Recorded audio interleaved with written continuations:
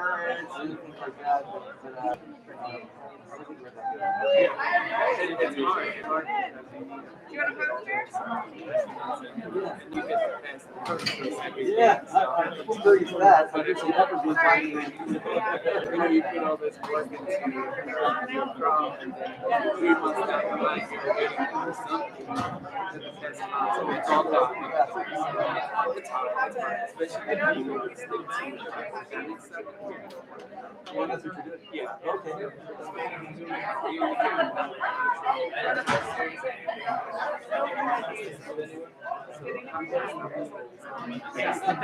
Okay.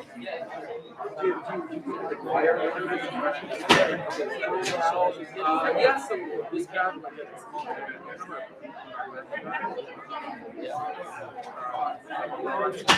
fruit trees and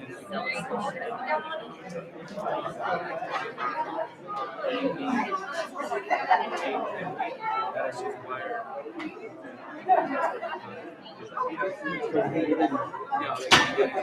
It's really trying.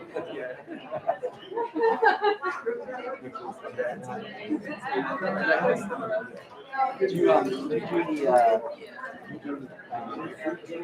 like that, or is it all? We do a lot of things and prayers. So we climb so much trees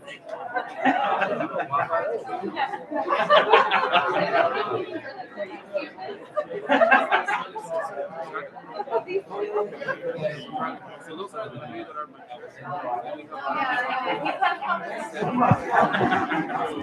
Roger, could you please come to the dais, please? Roger, can you please come to the dais, please?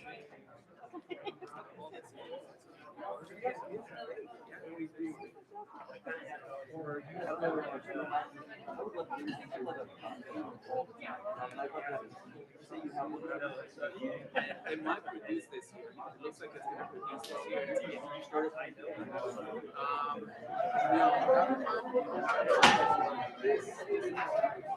about a year.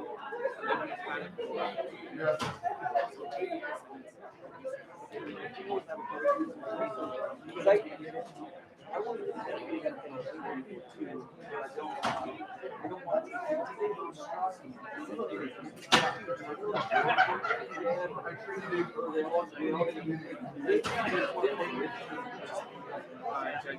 I don't want There's issues that are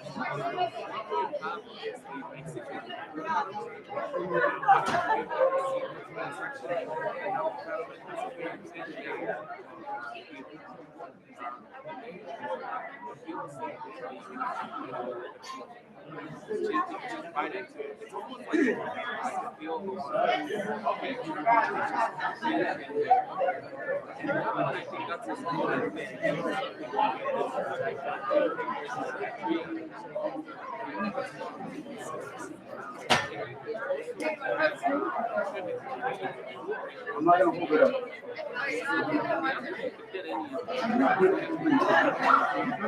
Because many of your traits are not good at speaking.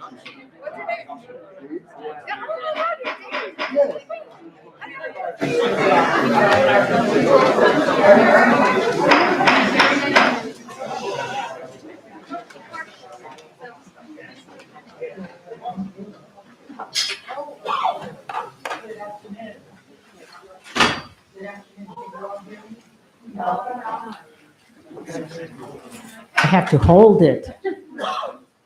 Double duty here. Okay. Good afternoon. I would like to call the meeting of the San Bernardino Community College District Board business meeting. And it's what, according to my watch, it's 4:02. So I'm going to ask Trustee Virasel to lead the Pledge of Allegiance.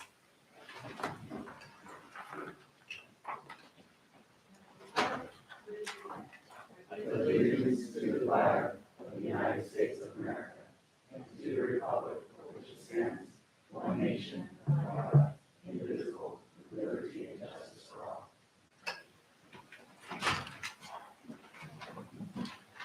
Thank you. We will now proceed to public comment on agenda and non-agenda items. Do we have some slips? Yes, we do. Okay. The San Bernardino Community College Board of Trustees offers an opportunity for the public to address the board on any agenda item prior to and or during the board's consideration of that item. Comments must be limited to 5 minutes per speaker and 20 minutes per topic if there is more than one speaker. At the conclusion of public comment, the board may ask staff to review a matter or may ask that a matter be placed on a future agenda. As a matter of law, members of the board may not discuss or take action on matters raised during public comment unless the matters were properly noticed for discussion or action in open session. Anyone who requires a disability-related modification or accommodation in order to participate in the public meeting should contact the Chancellor's office as far in advance of the board meeting as possible. So at this point, we have some public comment.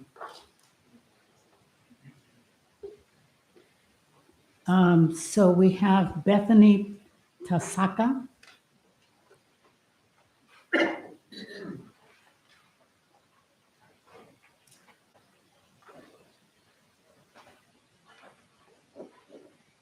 Hello, can you hear me okay?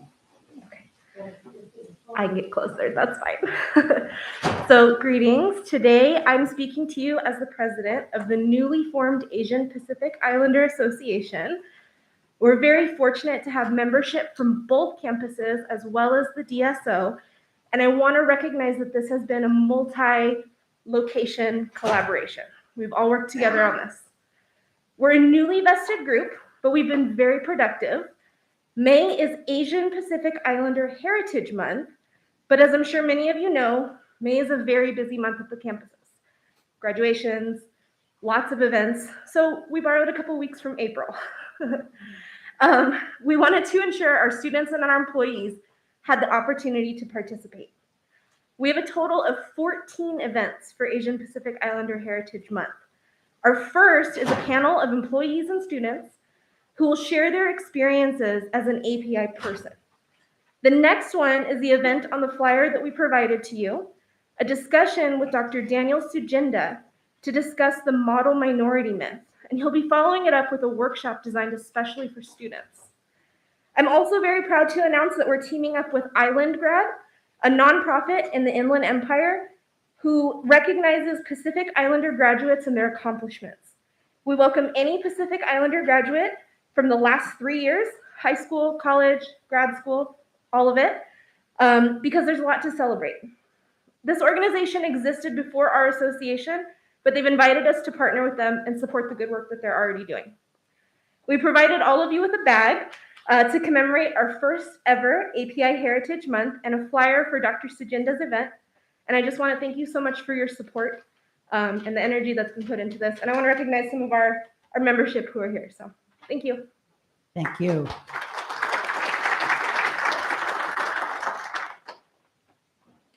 David Valcarcel.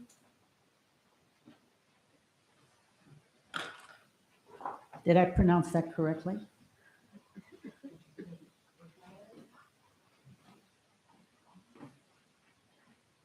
Let me ask again.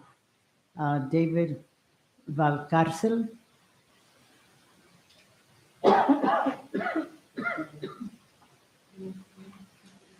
Yeah, this is, no? Okay.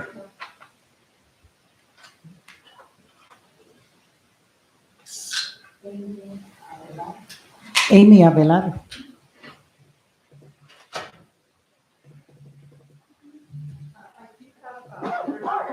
Board of Trustees and the Chancellor. Could you, is that materials for us to look at? Could you give them please to our administrative assistant, please? Thank you. And she'll get them to us later. So you're going to find this in the handouts, but we also want to make sure that we put some humanity behind the numbers. Faculty have gone above and beyond for our students during these unprecedented times. That has not occurred without taking a serious toll on all of our well-beings. The district says it cares about us. It cares about our well-being, but then we get these proposals that purposely do the opposite. We have been under duress. We have been under stress. These have been very trying times for us. Do you know what stress does to the body?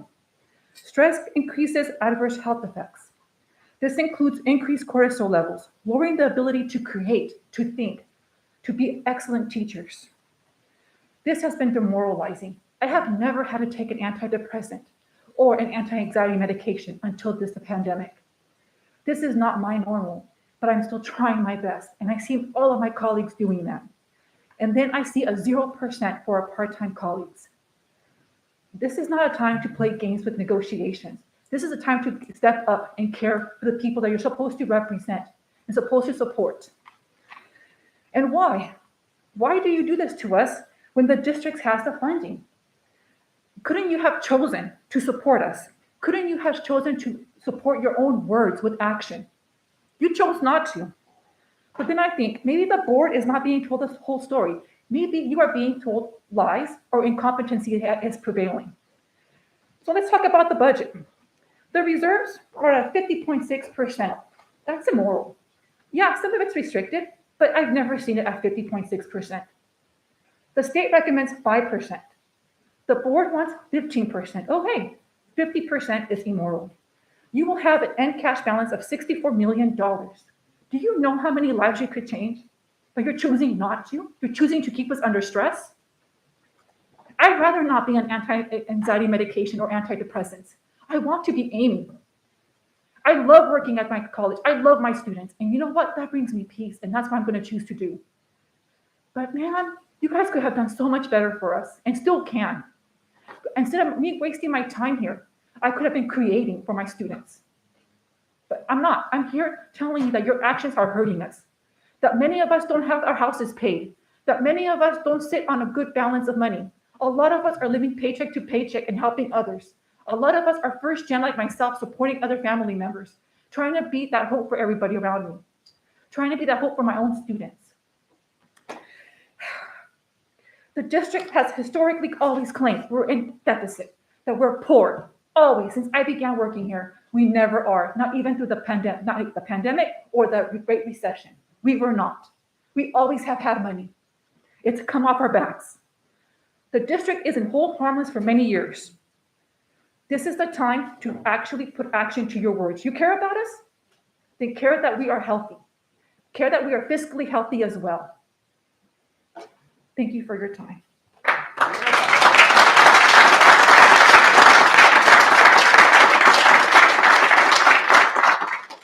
John Sullivan.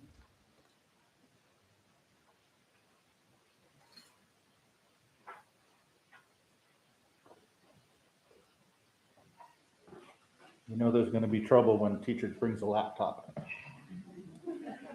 Good evening, Chair Harrison, Chancellor Rodriguez, and Board of Trustees members. To begin, I would like to share with you some of the most recent demographics of our faculty. According to the SBCCD reporting to the State Chancellor's Office for fall 2021, full-time faculty make up almost 14% of employees in the district, while part-time adjunct faculty make up just over 51%. Roughly 43% of full-time faculty are people of color, and almost 52% are women. At the same time, 49% of part-time faculty are BIPOC, and 49% are women. Why do these numbers matter? That should be obvious given the past 2 years' issues surrounding diversity, equity, and inclusion that go far beyond the last 2 years. This district has taken several public positions in support of DEI, yet despite the words, the district's actions have proven contradictory. I have taught in this district for 25 years at both colleges, and during that time, a frequent negotiations tactic by the district has been to ignore and disrespect the part-time faculty who clearly make up a majority of district employees. In the most recent negotiations with the Teachers Association, the district passed a counteroffer that once again disrespected, demeaned, and marginalized part-time faculty. Not only did it deny part-time faculty any salary increases, but it literally crossed us out on the page. erasing us as if 50% of your employees simply don't exist. This is not just insulting, but it contradicts the district's words about embracing diversity, equity, and inclusion by making the struggle of faculty, particularly BIPOC faculty, to survive and thrive in the current economy much harder. What makes the district's counter even more disrespectful is that it is a slap in the face to part-time faculty who brought in millions of dollars, 17 million to be exact, to this district just this past year. Adding to that disrespect is the fact that the past 2 years' budgets and upcoming district budgets are based on pre-pandemic funding levels through the state's hold harmless provisions. In addition, with the shift to online, the district has not been spending all of the money it receives from the state each year, effectively not paying faculty adequately, and with the funding provided by taxpayers for the extensive work it has taken to teach during the pandemic. As a result, the district reserve has ballooned to $64.9 million. All taxpayer money that was sent to the college to pay for classes to be taught. Instead, the district is hoarding it despite the requirement to have a reserve of 5%, and in contradiction to the district's own decision to have a 10% reserve. So why does the district deny 50% of its faculty, 25% who are BIPOC, the respect of a livable wage during a time when the COLA is above 5%? This denial of any pay increase for part-time faculty comes at a time when gas prices have doubled, when inflation is in just the past year has increased over 8%, when food prices have risen exponentially and the ability to earn a living has become even harder. I teach at 3 colleges to be able to afford to live in Southern California. And to do so pre-pandemic, I drove an average of 500 miles a week and paid over $400 a month in gas, not including the maintenance that it's required to keep the car running. As we shift back to campus, those same drives will cost me well over $1,000. How am I supposed to pay for that on a net income from this district that is just over $1,300 per month? On top of this, I, like all of my part-time colleagues, provided the cushion against course cuts that the district benefited from financially. While you actually made money, we lost classes, income, and much more. Our financial health has been poor, given most of us have lost nearly half our loads in income. Further, while you made money, we have had to increase expenses by working at home, paying for internet connections that would ensure we could teach, making our living spaces our workspaces on much reduced incomes while your incomes increased. On top of the financial trauma, we have had to endure the mental and emotional trauma of losing family, friends, colleagues, and students while being in isolation. Now the district has erased us from their negotiations, further traumatizing us as we look at a future made more difficult and treacherous by a callous district that views us as little more than transient teachers, highway hobos, who are indentured and should be grateful for a job, but whose isn't worth much more than haughty, empty words. To be blunt, this treatment and attitude on the part of the district representatives in negotiations doesn't sound like an increase in inclusivity and equity. I formally request that this elected body insist on better treatment of your employees and that you demand the administrators treat us with the respect earned and therefore deserved. Thank you.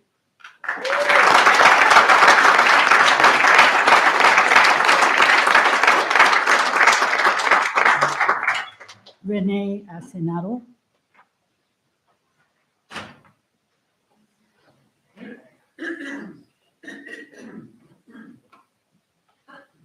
Hello, good afternoon.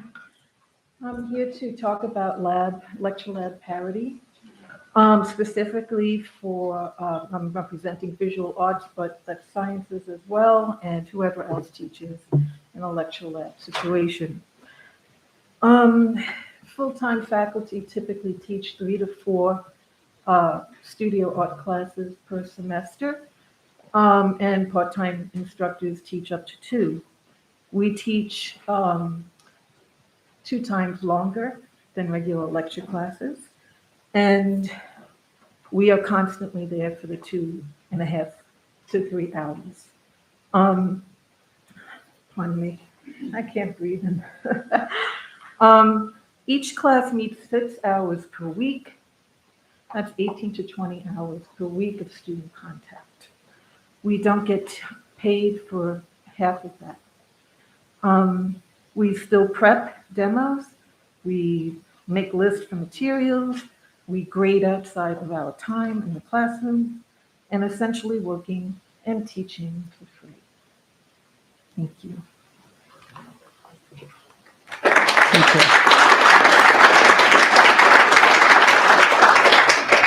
Suzanne Delahanty.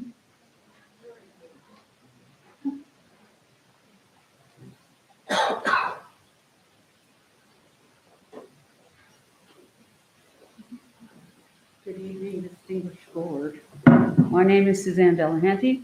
I'm here to talk a little bit about COLA. I'm representing the classified. Can I take my mask off? Thank you, I appreciate that.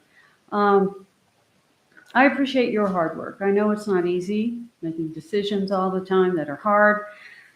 I'm here today though, and my health is not good, I will tell you that, but my supervisors have been wonderful. I've been struggling with breast cancer, and I have a friend who wanted to be here who is also struggling with cancer, and she's really not feeling well, so I'm speaking on behalf of her as well. I'm a technology specialist for a disabled students program. I absolutely love what I do. I have a passion for my job. I also teach in another college, but you know what? It's embarrassing. I've had to keep that job because they pay me more for my part-time work, 10 to 12 hours, than this job does full-time. But what I consider a very valuable service.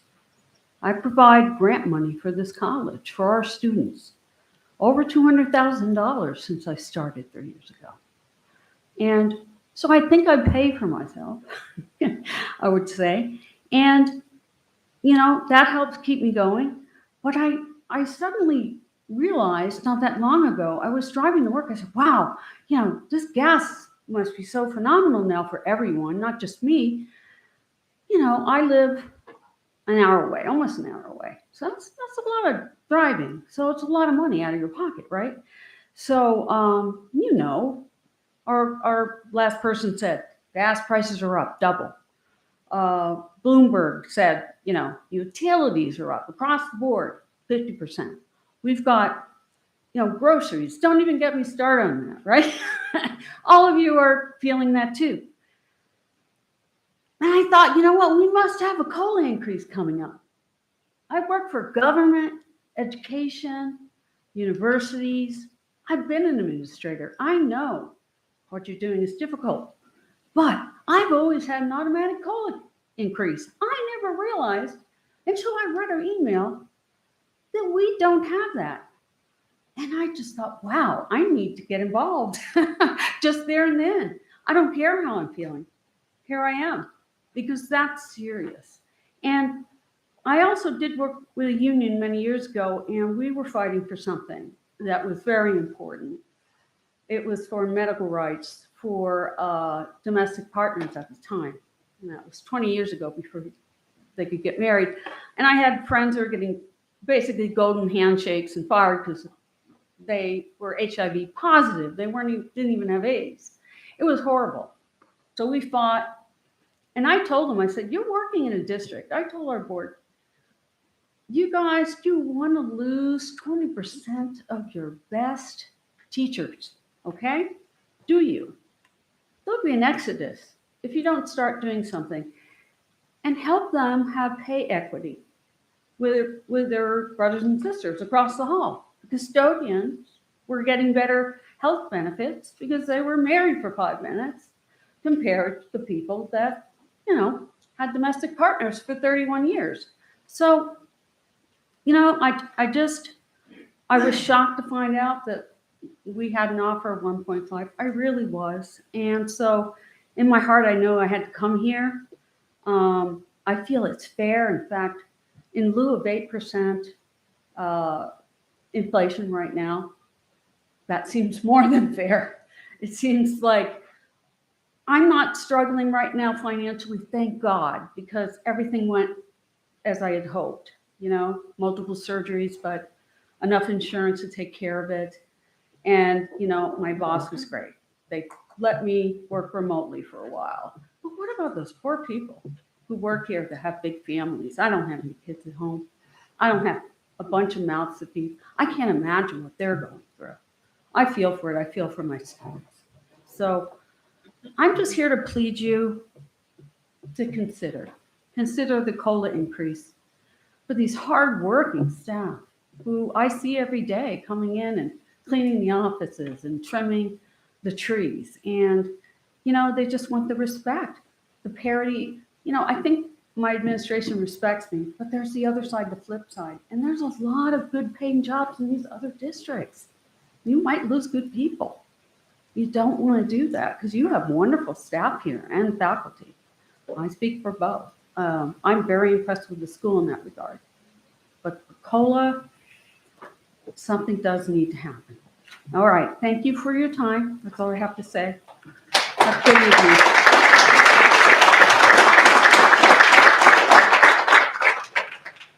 Sandra Thomas.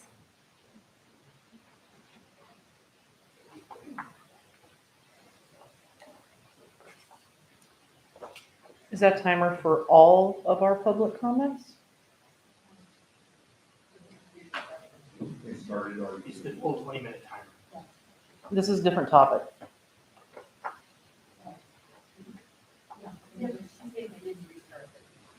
It's still at 5 minutes. Got it.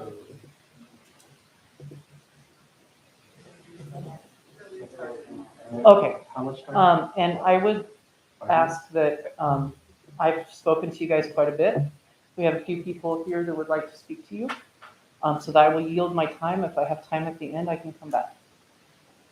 If that's okay. Yes, you do.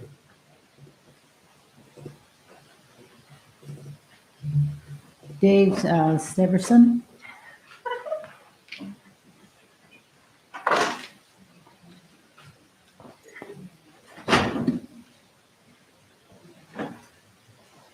Good evening, board members. My name is Dave Stevenson, CSEA's first vice president, negotiations team member since 2017. Been around negotiating with the district for a while. Many COLAs, compensation study, classification study, contract, many things. What I'm here today to talk about is a myth.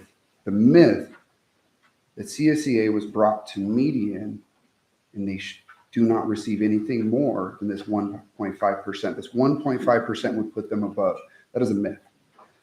The last job description that was tentatively agreed upon was in July of 2021. Not one single district in the comparisons had negotiated COLA yet. Now, all of our other districts that we compare to, RCC, Mount Sac, Chaffey, College of the Desert, Victor Valley, Palomar, Mount Sac, have all received that 5.07%. So the myth that we are currently at median is not true. We have to understand when a classification study started in 2017, it takes time. We have 200 job descriptions that had to be gone through. That took our time to go through one at a time to move things and make things correct. It's not as easy as looking at one administrator and say, hey, what is their pay? Compare it, boom, we're done. It can be done very quickly. For classified, it's not the same. So this myth that we have been brought to median, it's not true. And looking back at the data that was being used when we started negotiating job descriptions, the first job description was tentatively agreed upon in 2019. Right after that, the pandemic hit. Many districts did not update their salary schedules to reflect what was going on. So many job descriptions were negotiated based off of salary schedules coming from 2018 and 2019. Not updated data, not current data. We have to go by the numbers. Have to understand when these things finished, July of 2021, yes, we didn't have them board approved till later, but those numbers didn't change. What was negotiated. Then everybody received a 5%. We are now 5% below everybody else. So I do want to debunk that myth and look at the data. There's a lot of heartfelt stories out there. I'm sorry, I'm not that person that's going to share one. I look at the data. The data shows we consistently underpay classified and faculty. How did we get to a 20% margin a few years ago? Every time a COLA came around, we would receive 5%. You guys would negotiate and give classified 3%. year after year below that margin ends with us being 20% behind, getting classification studies that are useless. Failing to do your job when it is put in front of you and holding back this money, putting it in reserve, does not help us, and it gets us further in trouble down the line. We've sat through all of these negotiations. I've been trying to fix these problems that were way, way before me.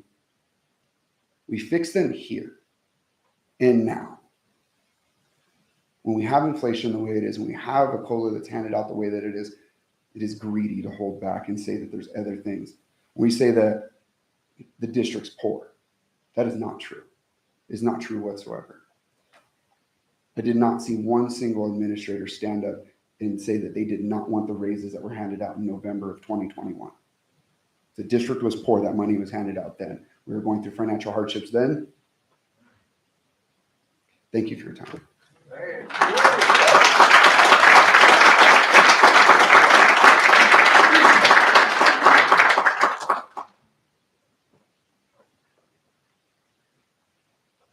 Shane Dishman.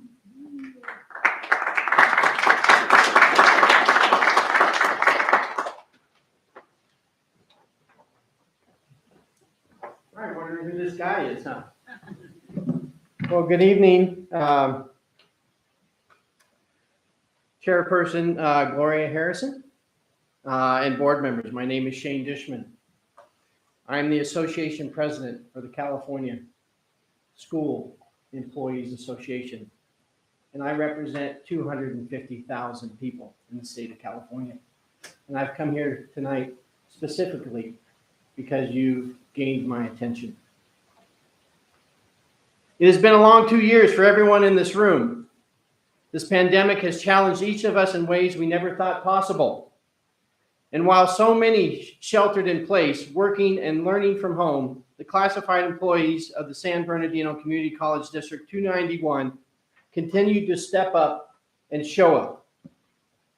They were busy making sure their students had the resources to continue their higher education.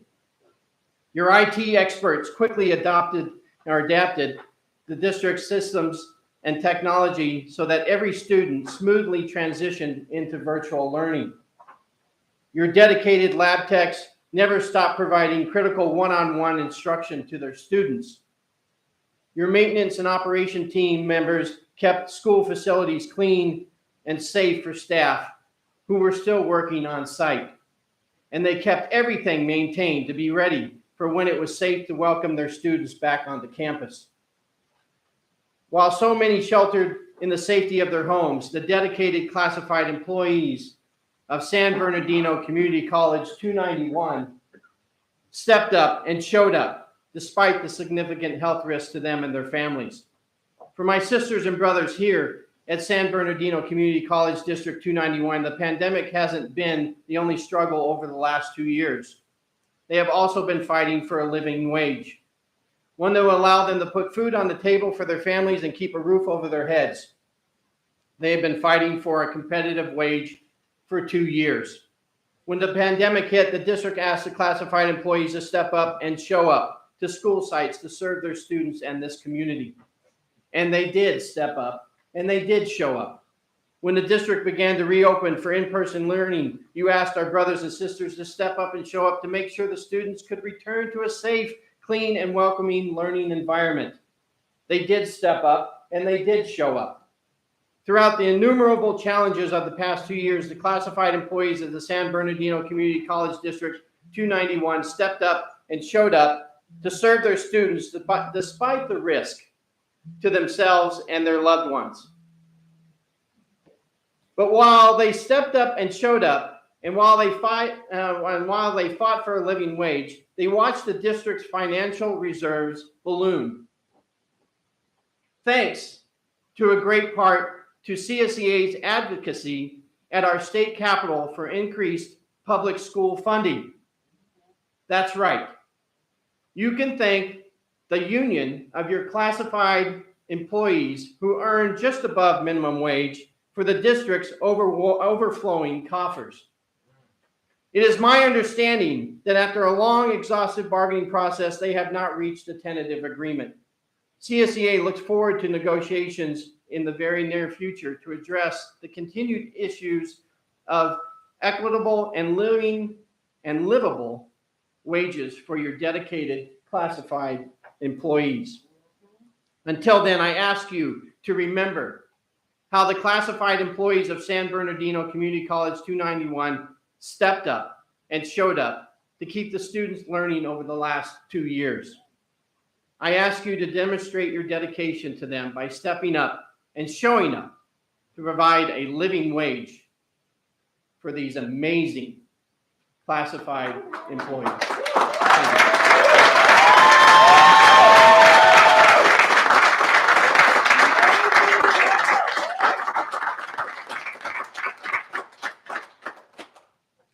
Noah Snyder.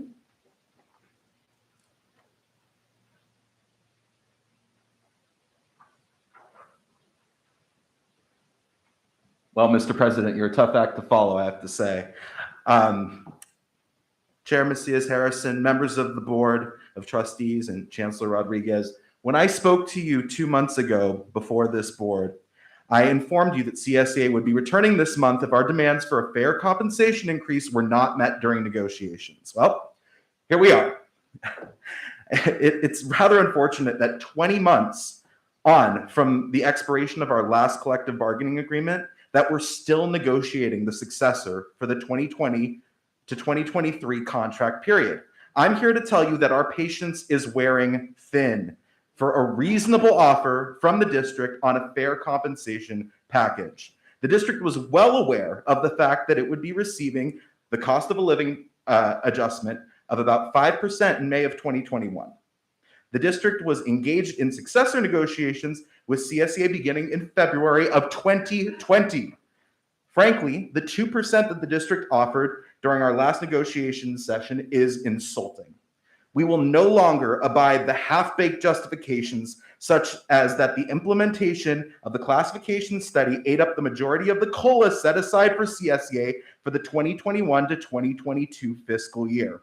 The classification and compensation study was drafted, signed, and ratified during the 2017-2018 fiscal year. Is the district prepared to insult us again by claiming that it didn't have the ability to budget for the ongoing cost of the classification and compensation study? If any of CSEA's members acted so incompetently in budgeting, we would be called into our supervisor's office and reprimanded or worse.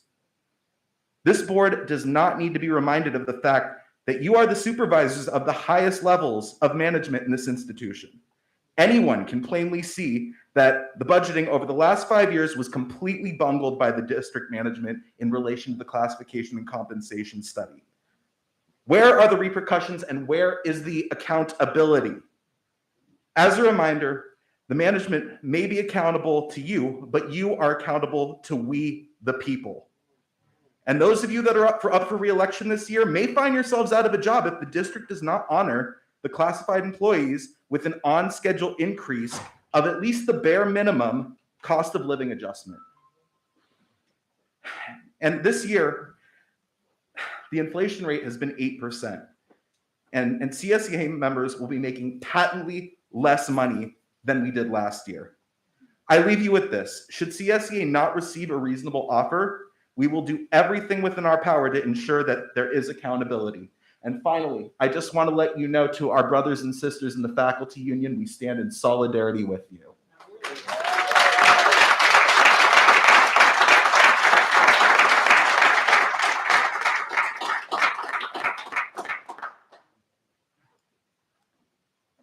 I'd like to welcome Trustee Longville, who will be joining us on the dais. The next item of business is the approval of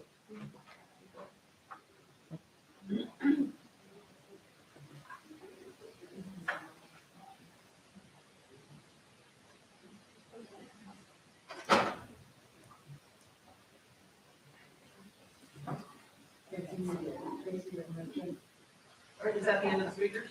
Yes, it is.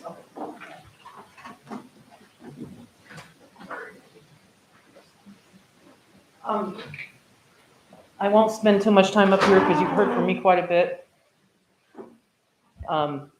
But when I attended the board study session the other day, I think it was March 31st, and I saw the presentation from the district to the board as to what the district has decided to do with the COLA.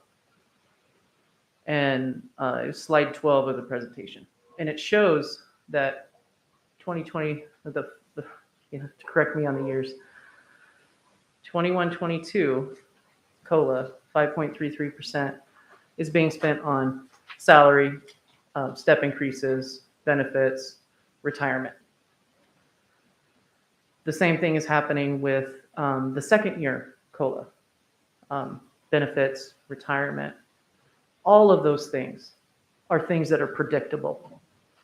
So my question to the Board of Trustees, are you okay with the district running in such a way that we are relying on a 10% COLA to make payroll?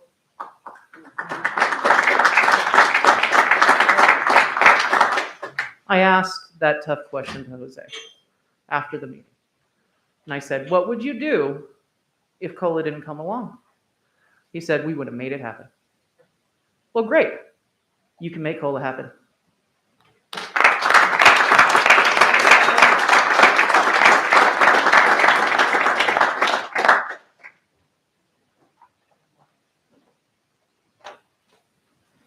The next item on the agenda is the approval of minutes, and I would call for a motion and a second before discussion. So moved.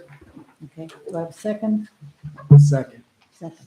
Okay, shall we take each one? No, let's take all three unless there's any objection to that. Okay.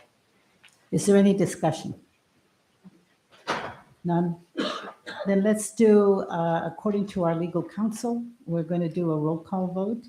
And student trustee Ashlock, is she here? Aye. Your vote? Aye. Okay. Versal, trustee Versal, Aye. trustee Gonzalez, Aye. trustee Williams, Aye. trustee Longo, trustee Harrison, aye. And then I would like to have the staff to show you all cards and screens that plan for this.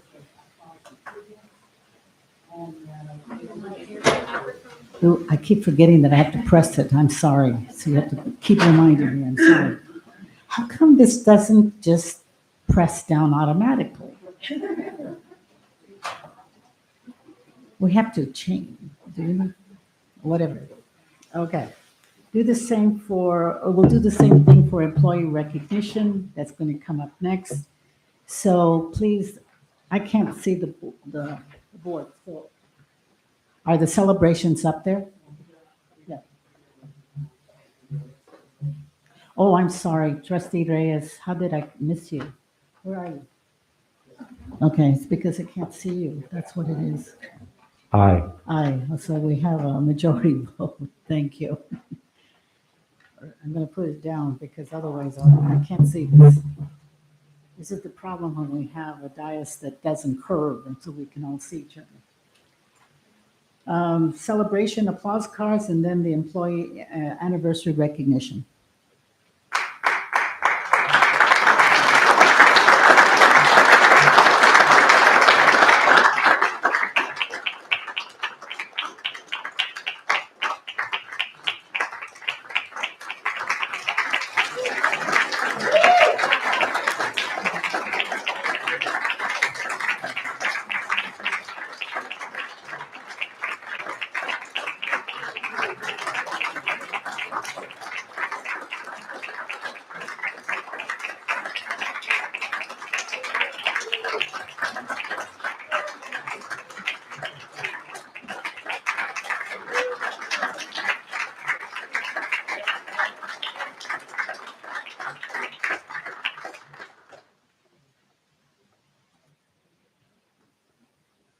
Could we have applause for our employees who have been with us for a long time and thank them for their service.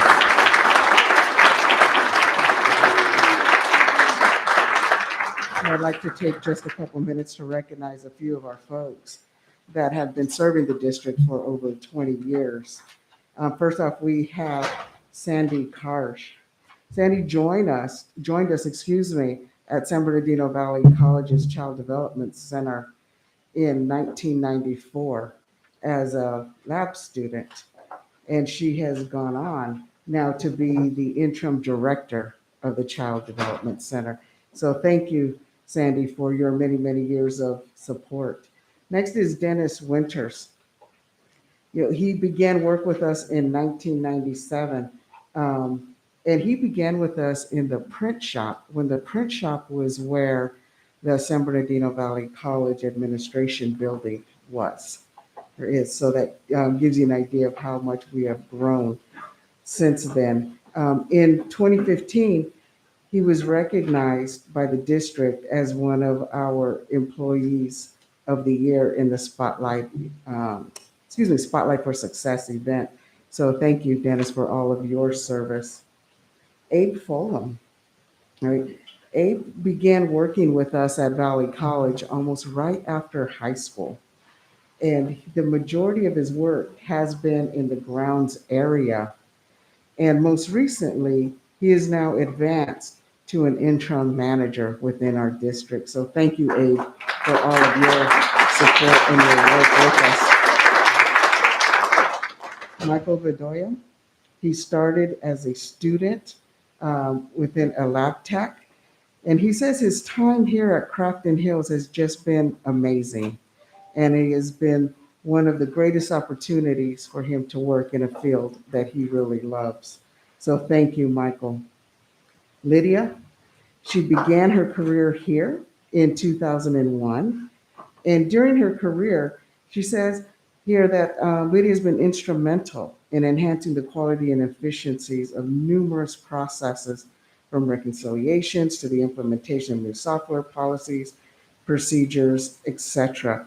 Her supervisor says that she's always willing to go the extra mile to ensure that she's providing quality work and friendly assistance to all of our students. So thank you, Lydia, for your work. Yeah. And Audrey was a student employee in 1997. So she's been with Valley College for 25 years. 20 of it being as a permanent employee of the district. So she was with us and she's passionate about the work that she does. And if you know Audrey, you know that she is an incredible, incredible advocate for students. So thank you, Audrey, for your work and your passion. And let's give a round of applause for all of those. Thank you. Thank you. The next item is action items, and before we can take any vote, I need a motion and a second on the first item, which is the board policies, the final approval. We had the first read at our last meeting, and that was put into our information area, and so now we can take a vote. I move approval. A. Okay, Second. all right. Any discussion?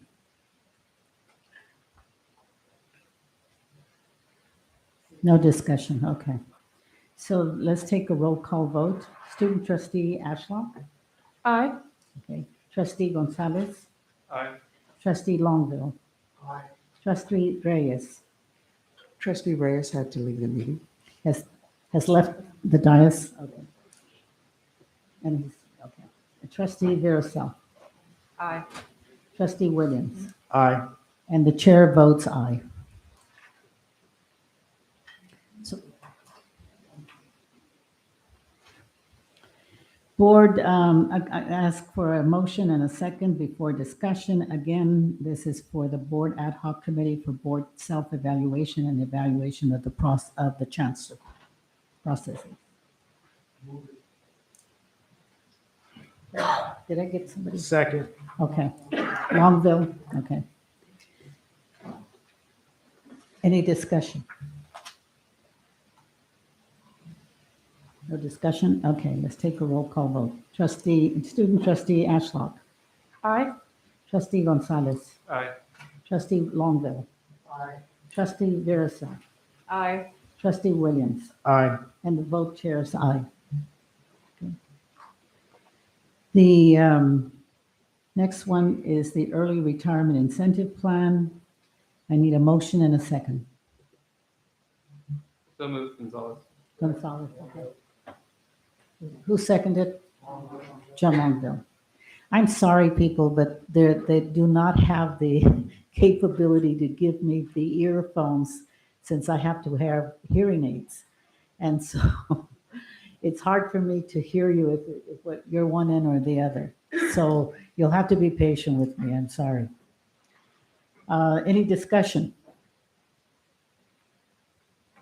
None. Okay. So we'll take a vote. Student trustee Ashlock. Aye.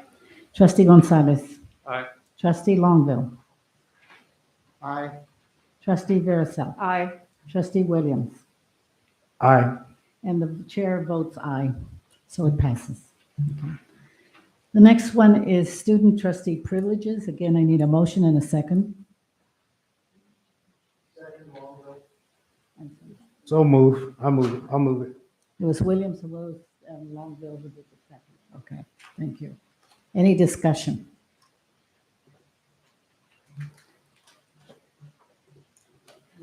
Okay.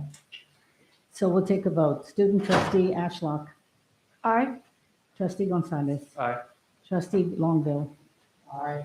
Trustee Versa. Aye. Trustee Williams. Aye. And the chair votes aye, so it passes. The other one, and the coming up, is Board Ad Hoc Committee recommendation. And I need a motion and a second. So moved. Second, Gonzalez. Okay. Let me take a roll call vote.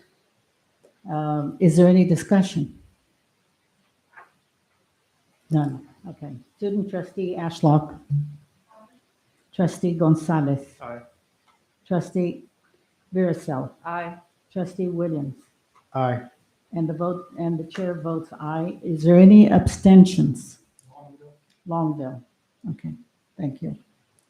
So it passes. The San Bernardino Community College District Strategic Plan, again, I call for a motion and a second before we can have discussion. Move approval. Have a motion to move. Second. Okay, second. Madam Chair. Yes. Madam Chair, if I may, could I, it moved too quickly for me to push the button. Could I just add a brief comment on why I recused myself on the last item? Yes, it's appropriate. Let's, Okay. before we do the voting on this. Okay. The last item related to, at a prior meeting, I had made a comment about one of our senior employees, which was intended to be a compliment, but which some people could take as other than being a compliment. And I didn't really appreciate it at the time, but afterwards, someone mentioned it, and it was decided that the board should have more training on these kinds of things, and me particularly should. So that I should recuse myself on the vote, which was to basically, require the training. So that's it. Thank you. Okay, we will continue. We have a motion and a second. Do we have discussion? Yeah, I just wanted to acknowledge all of the work that went into the strategic plan.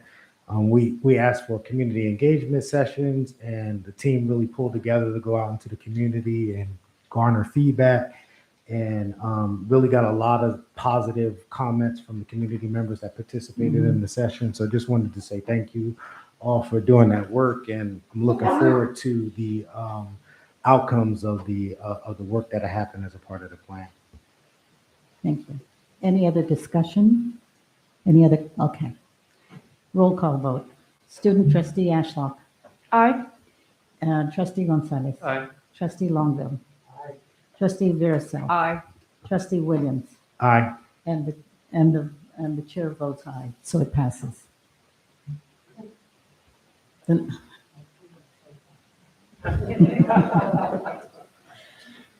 The consent agenda. The consent agenda is expected to be routine and non-controversial. It will be acted upon by the board at one time without discussion. Any member of the board, staff member, or citizen may request an item be removed from this section for discussion. Is there anyone who would like to move an item from the consent agenda? If there are no pulls, I'll move the approval of the consent. Okay. Any discussion? None at all. Okay, I'm sorry. No discussion on this. I have the legal eagle right there, who gives me a thumb up or a thumb down if I'm not following procedure. Okay, let's take the roll call vote. Student trustee Ashlock. Aye. Trustee Gonzalez. Aye. Trustee Longville. Aye. Trustee Veracel. Aye. Trustee Williams. Aye. And the chair votes aye, so it passes.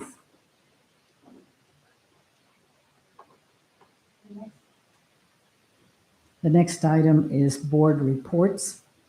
So we need, is there a report from the budget Yeah, I'll give finance committee? I'll give a report out from today's meeting, and then I'll ask for support from Executive Vice Chancellor Jose for the March 31st meeting. We had a robust conversation today on the district's pension rate stabilization trust account. And our annual pension costs are currently projected to increase from 14.5 million to 18.3 million. And that'll go into, is this it says 26 to 27.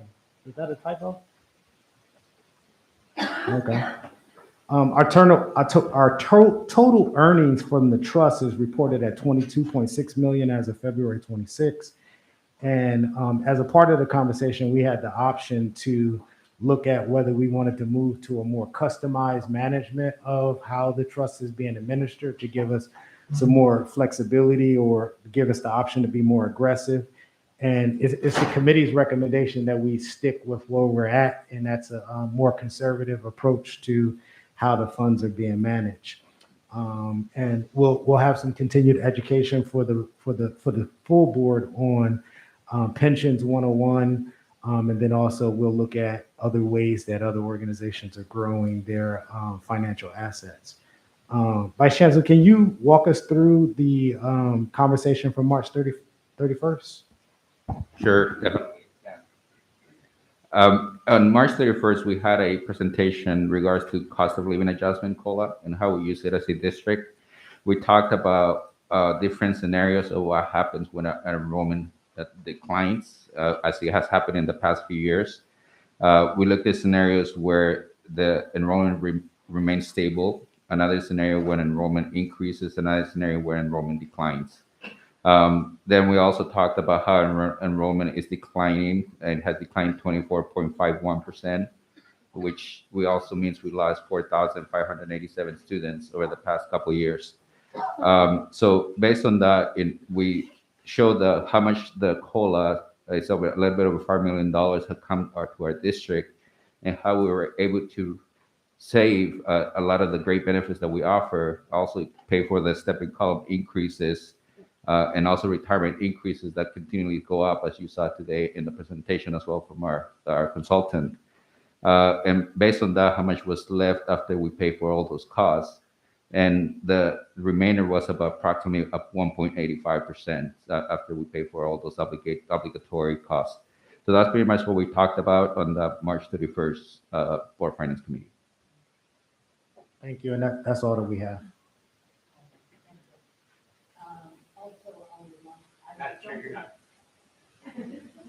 Keep forgetting. I don't think we have a report from the Board Legislative Committee. Okay.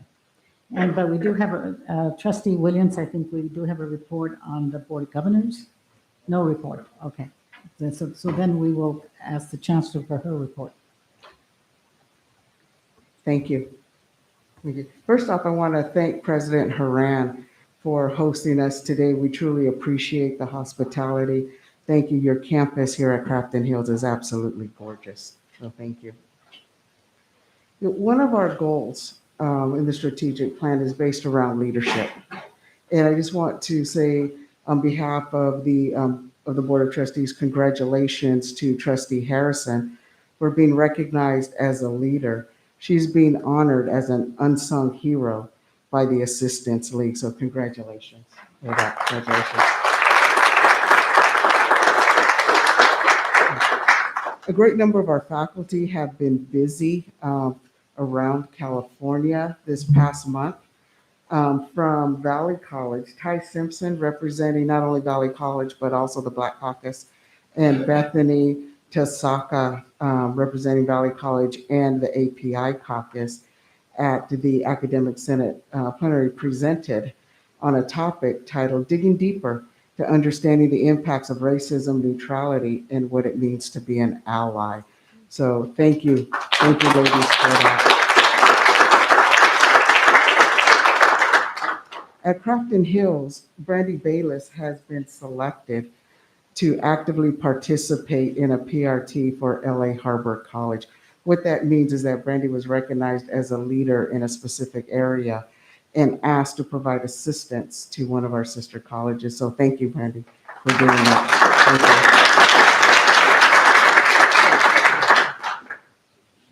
So this week I was invited to present to the Lumina Foundation with the Deputy Secretary of California Labor and Workforce. Spoke to the need about funding to accommodate the changing needs in our workforce within the Inland Empire. By sharing the need and the good work that we are doing at our institutions, the Secretary of Labor has reached out to my office and requested a meeting to learn more about what we do and how they might be able to help. So more to come on that. Also met with Josh Friday from the governor's office for the Project California for All, a partnership with Cal State San Bernardino's President Morales to discuss the College Core program, where we'll be offering 100 students across the district a paid internship to be of service to our communities. And these students will receive $10,000 to help offset the cost of their education. And I might say that Valley College was only one of 43, or excuse me, Valley College and Crafton Hills College were only 2 of 43 applicants that received this internship opportunity. So thank you to all of those that worked on the grant to secure that. Had an opportunity to judge at CSUSB's graduate program, the 3-minute thesis founded by the University of Queensland. What a fantastic experience. These students are doing some amazing, amazing research. In working with GIA, Growing Inland Achievement, my colleagues have asked us really, to be the LEA and fiscal lead for the K-16 initiative. With our partners, we will be applying for the grant. And if we are selected, it truly gives this district an opportunity to reshape education in the Inland Empire. San Bernardino Councilman Alexander learned of our efforts throughout our district on sustainability, and he asked that we present to the City Council. So we will be honoring his request and scheduling that meeting soon. So thank you again to all of those who have dedicated a lot of our curriculum and a lot of our buildings and structures around sustainability. Valley College had just an incredible, fantastic 95th gala event in the past couple of weeks. There is still quite a bit of buzz in social media and around the communities for just a fantastic event. So thank you, Dr. Thayer, for a fantastic event. They also had the tech building groundbreaking, which was well attended, and folks are excited about the opportunities that will come with that building.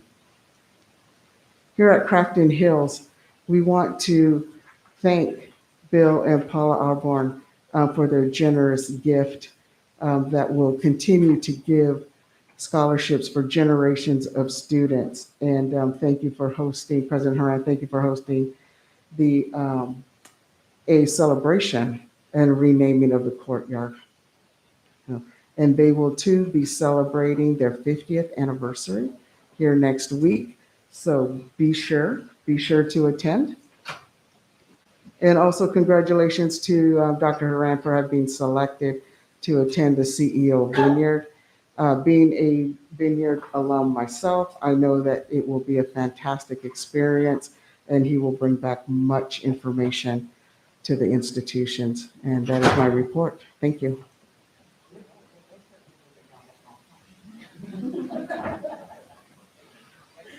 Thank you. Do we have a report on the dashboard on the key performance indicators? No? The indicators are in the board agenda. If there are questions related to that, we have staff available to answer those. Okay. All right. Are there any questions? No. Okay.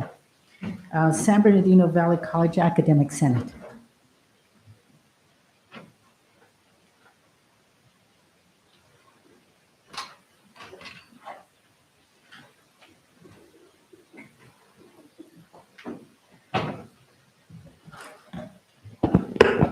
All right, new podium. I think I fit. It's fun being short some days. So good afternoon. Thank you again for the opportunity to present and represent San Bernardino Valley College faculty, who I continue to be proud to be a part of. So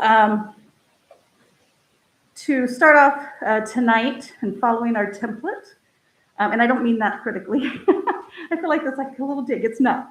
Following the template, information to inform policy. I think tonight, the main thing I want to report on is San Bernardino Valley College supported 6 faculty in attending our Academic Senate for California Community Colleges plenary up in Burbank. And so we've had the opportunity to attend as a team for the last few plenaries, this being our first real big session in person. And to experience that in person and to recognize the need to network and connect with our colleagues across other campuses was priceless, really, in a lot of ways.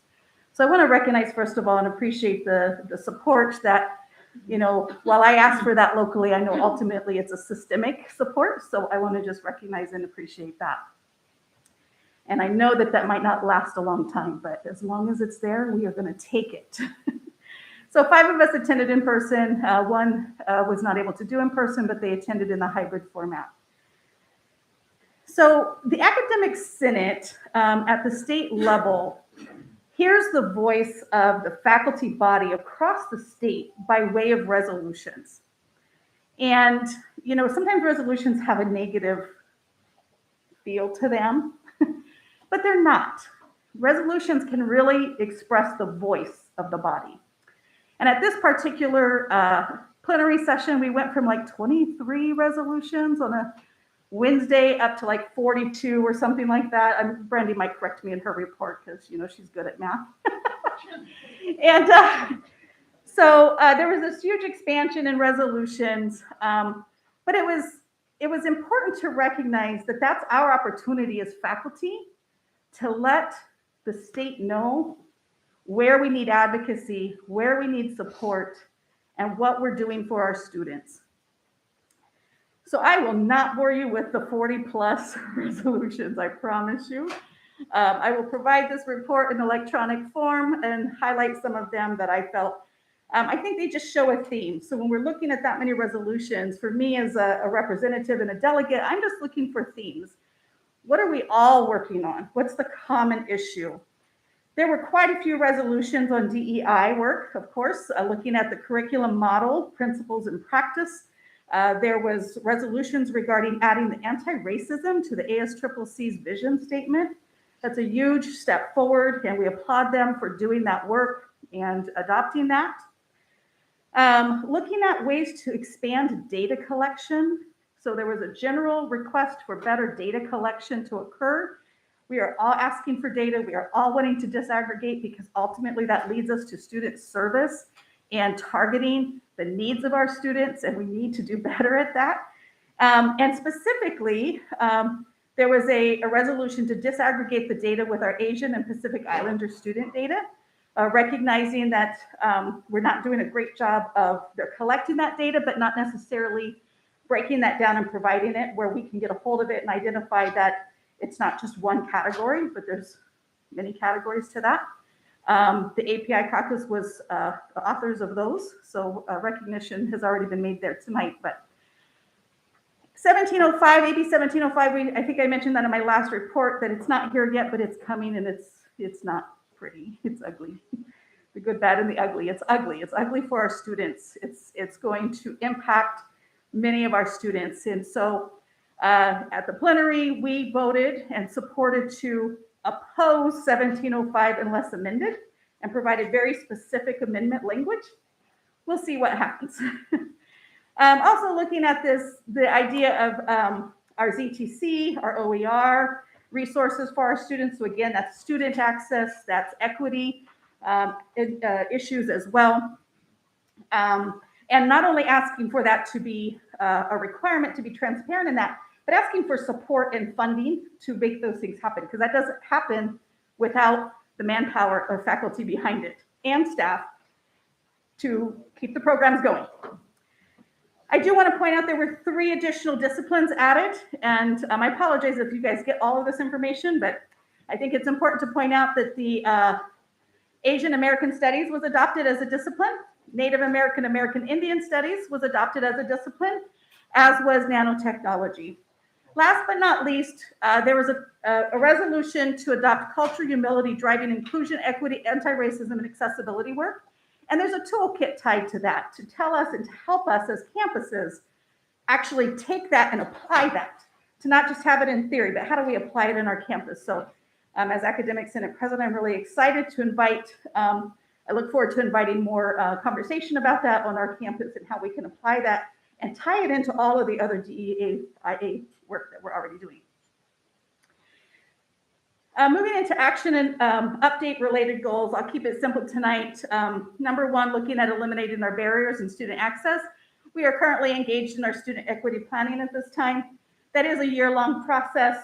You will be sure to hear more about that at the end of the year, but we are still in the early stages and of course engaged in our educational master planning. As always, noteworthy work. I want to take a moment to call out the work of Policy, Procedures, and Advisory Committee. In this committee, I sit there and I notice the concerted effort to ensure that the advisory committee is functioning as intended and is inclusive of all the constituent body voices. Does it mean we're perfect? No. Do we have misses? Absolutely. But we're intentional and we have conversation about it. There's a willingness to investigate our practices and consider new approaches that satisfy the mission and the goal of our committee, our advisory. I'd also like to call out the work of the DEIA HR Advisory Committee and again, that same modeling of how to operate and how to be intentional. And I hope to see that these practices will be modeled across our own campus in every space, no matter how small or large that committee is, because it's all important. Noteworthy tonight, there was an open letter regarding the harassment and violence against Asian and Pacific Islanders to Academic Senate. It was given to Academic Senate and published in the ASCCC April 2022 rostrum. It was written by Chloe De Los Reyes. Sorry, let me fix that. Chloe De Los Reyes. From here at Crafton, Dirksen Lee, and Bethany Tasaka from San Bernardino Valley College. So that was their open letter, and it was adopted and published. So great job, you guys.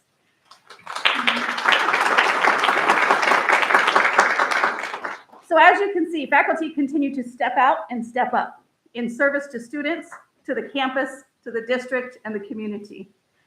Faculty are persevering. We are pushing towards the finish line at this point to the end of the semester, and just continuing to work until we sunset. I do want to recognize, I love coming and presenting these wonderful, great things that we do. But I wouldn't be doing my job if I didn't recognize some misses. And I just want to recognize a miss that we have right now.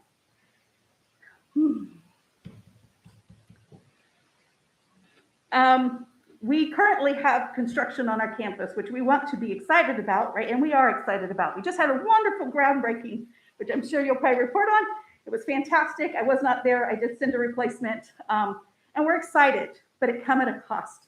It came at a cost of our instructional outdoor biology lab being removed unless something is done about it. So I don't know where that's going to head.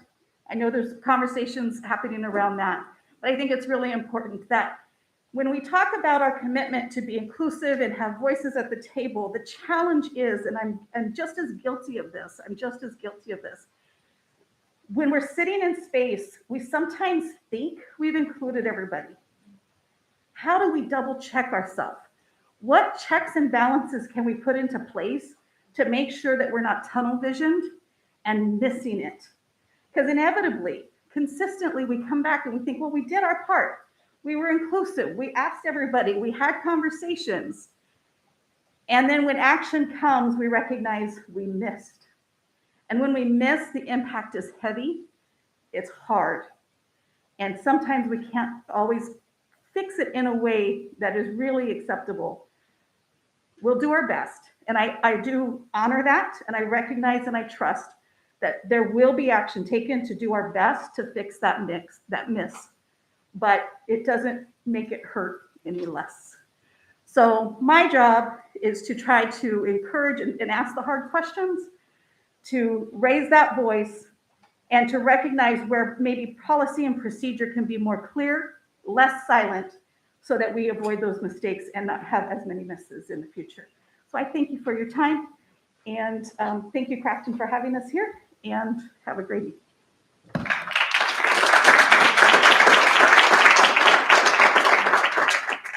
Trustee Williams. I just wanted to say thank you for how you use the format. Like when you provide context for what you're talking about, it's really helpful for us, like especially when we're hearing a topic for the first time, and then getting it in writing, it helps us think about what we want to have followed up on. And I see the chancellor is texting, so something you said, but thank you for using the format. It's super duper helpful. And, you know, like I said, it puts what you're saying into context. And so sometimes when folks speak, when you hear the topic for the first time, you're like, what are they talking about? And so it was helpful. Thank you. San Bernardino Valley College Classified Senate.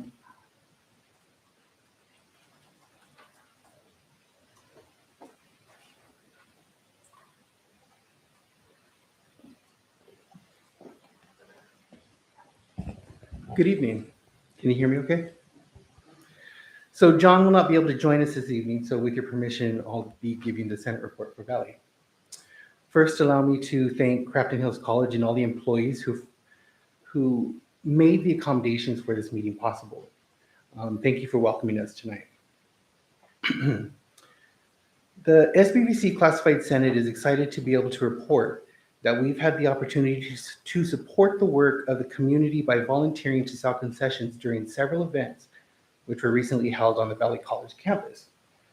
I would like to take the time to thank those classified members who gave of their personal time on the weekends to accomplish this. Last month, we played host to not only a musical competition for high school students from our surrounding feeder schools, but also played host to football clinics which were offered to our community partners these last 2 weeks. These fundraising events are being specifically showcased as examples of our continued efforts to help engage our community at a time when it is critical we promote the district and spark an interest with potential students of the opportunities available to them by enrolling at one of our colleges. The proceeds from these events are then earmarked towards the Senate's efforts to financially assist students and their continuation of their higher educational journeys in the form of annual scholarships. I would like to take a moment to thank the classified volunteers who stepped up for additional work and took the time to sincerely review over 160 applications in our process to identify the award recipients. I am pleased to report that our Senate was able to award 4 deserving individuals with future funding to help complete their academic goals and honor their unique experiences and personal challenges each of the awardees is living. I can also report that the Senate is currently in the process of electing our upcoming e-board for the 22-23 academic year. Elections will be held in June, and it's our hope that any new nominees will bring forward new ideas, new partnerships, and new and invigorated leadership and problem-solving skills to our body. Keeping in the spirit of this and honoring the experiences and the challenges individuals are currently living through, as well as the vein of leadership and fresh new ideas, the Classified Senate would like to explicitly support and uplift the voices being heard here tonight, both classified professionals and our faculty brothers and sisters alike. This is going on the classified professionals' third month and the faculty's first of coming to this body and asking you to consider your positions and the offers currently being proposed at both of the bargaining tables surrounding the issues of COLA. We understand as employees of the district that this is a complicated and sensitive issue. We understand that we are facing uncertain times in our immediate future. We are living through a time where nothing in our lives is certain, where everything we used to take for granted is now in play. And faith in our leaders and our institutions is at an all-time low. The Senate would like to ask that we find creative, innovative, and equitable solutions to the issues we face as a district family together. To bring these challenges in a way that, to bridge these challenges in a way that doesn't pit the district against its own employees, that doesn't create an environment where people feel undervalued or worse, underpaid. If you were to ask, both the staff and the faculty understand what we are facing and are ready to do what we must to bring our district to a healthy and financially robust place. All we ask is that we find alternative ways to bring us to that goal, which doesn't depend on solving our fiscal solvency on the backs of our employees.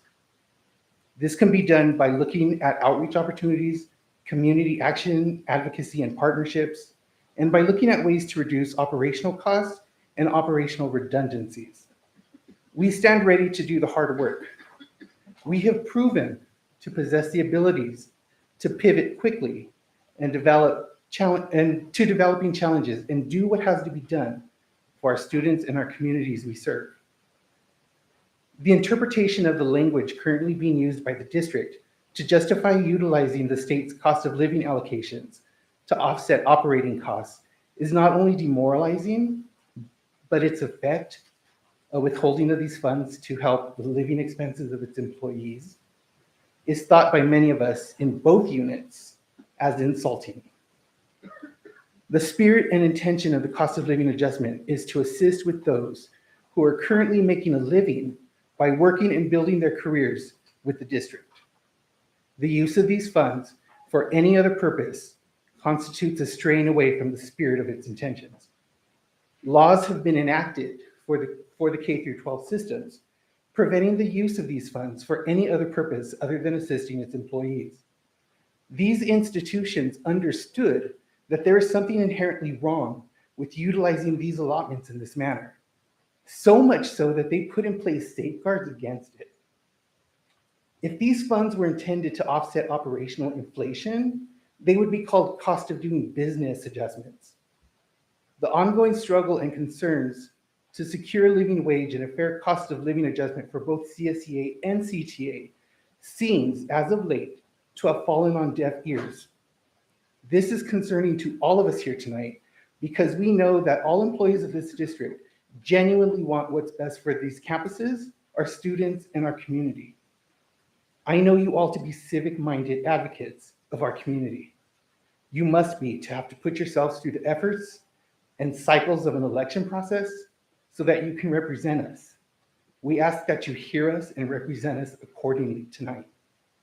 Let's not go down a road where these dialogues create an environment of bitterness or mistrust.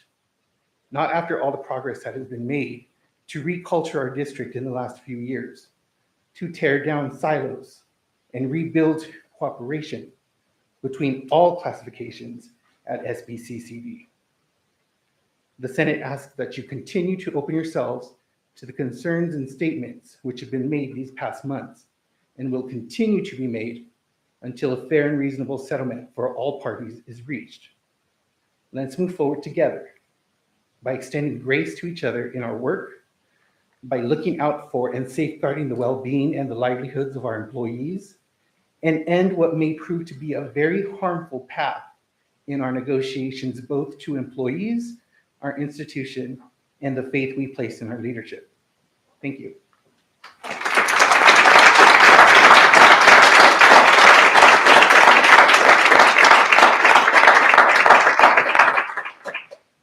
San Bernardino Valley College associated students. We do not have a report. Okay. Crafton Hills Academic Senate.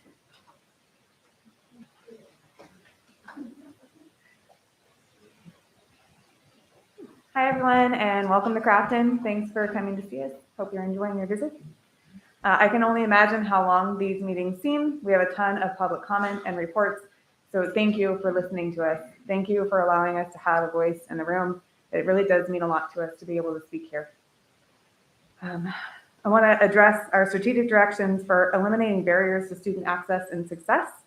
We're working towards restructuring our in-service tables, so the tables that welcome students on the campus when they come up and ask, like, where's counseling? How do I get to my classroom? We're trying to make sure that they are better organized and more successful to support students. And we're also, separate from that, evaluating GPA requirements for dual enrollment to make sure that we are removing barriers for students there. For being a diverse, equitable, inclusive, and anti-racist institution, we are working with our amazing professional development lead, Kashonda Harris, and our super fantastic classified president, Brandy Mello, no relation, to build our in-service in fall. As we're coming back face to face, it's really important for us to plan ahead and make sure that we are supporting equity work and allowing our faculty and staff to grow, and that we are ensuring that events that support student engagement and community building are being supported by the entire campus. There are many parts of our faculty jobs that we cannot do without our classified counterparts, and we want to make sure that their efforts are supported and their ability to interact with the campus is supported. For being a leader and partner in addressing regional issues, Crafton Hills College has not only the highest transfer admit rates in the Inland Empire due to major part to our amazing counselors and transfer center leadership, including Brandy Mello and Mariana Macame, who also led the first regional transfer fair in the state in both fall 2021 and spring 2022. For ensuring financial accountability and stability, we're working toward a resolution on course maximum enrollments. Our work in student support and engagement in the classroom is impacted by our enrollment in those classrooms, and those high enrollments are unfortunately impacted by our resource allocation model. So we are creating a resolution to help draw attention to how the board can assist us in this area. And then unrelated to all of that, I was also able to attend the Academic Senate statewide, which had a dance party, and I do have video of Davina if anyone's interested. Come see me after. Thank you.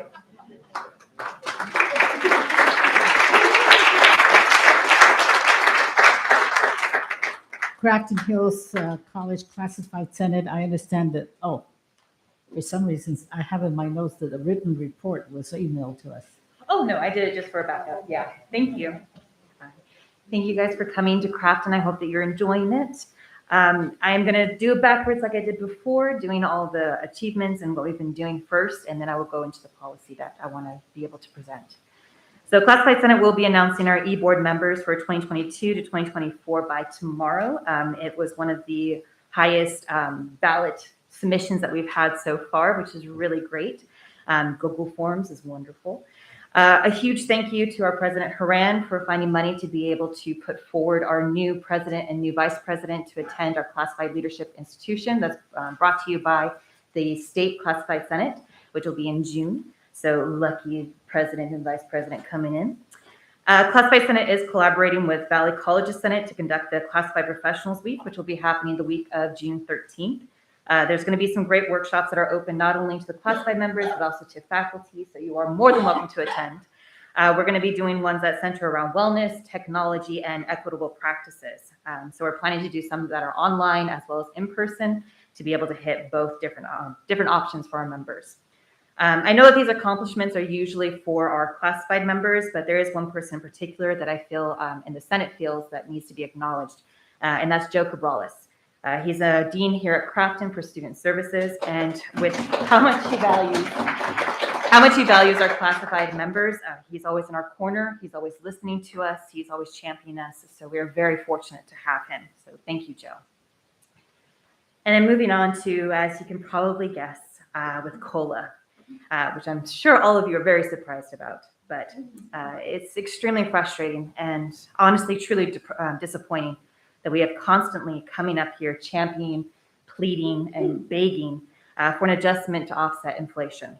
The whole point of COLA is in the name, the cost of living adjustment, not money to fill in holes where there's a budget deficit or to hold on to for 3 years from now and the offset that we might need that money.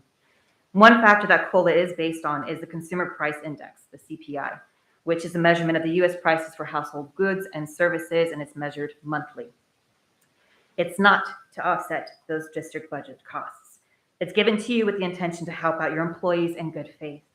And that is disquieting to hear in discussions that another reason our COLA is being withheld is to make up for reclassification costs. Well, sad to say, not all of us actually benefited from the reclassification. And I can tell you every student services technician in this district has been working nonstop while remote and has not seen an increase whatsoever. But that is a different topic. So to say that you're using COLA to make up for those reclassification costs means that it's not being shared equitably or even equally. To be perfectly frank, I don't get it. When you see us struggling, when you see the managers are getting paid at a better rate than other districts, but our classified, our faculty, and even our adjunct faculty are not, I can't comprehend that. Our inflation skyrocketed 8.5% in March than the year before. And this is the fastest 12-month pace that we've had since 1981. Yet you offer classified 1.5%, then you offer faculty 2%, and then you come back and offer classified and faculty 2%. And yet with the adjunct faculty, you don't give them anything. We are asking you to stop this back and forth and just to give us our COLA so we can have a little relief to help us with our living. We're struggling. And this should not even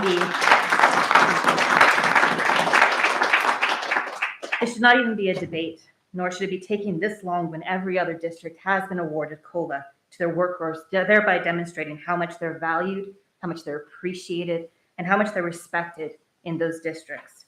So why can we not do the same for us? Thank you.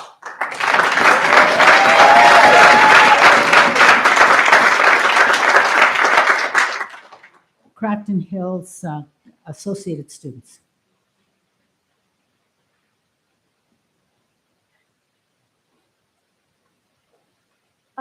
Hello, my name is Eliza Rodriguez. I'm currently a senator at large. I've just basically, I was basically elected since last month, and I want to come on to the noteworthy accomplishments / activities that the Student Senate has accomplished under Crafton Hills College Associated Students. The first thing is the high school senior day was a success. The only complaint we had was about the presentation times being only an hour, which we will fix.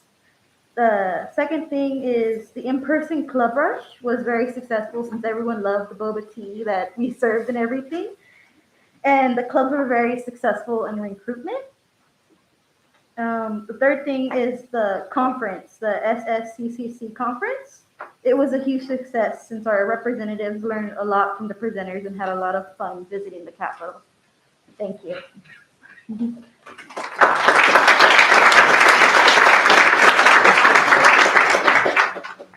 CSEA.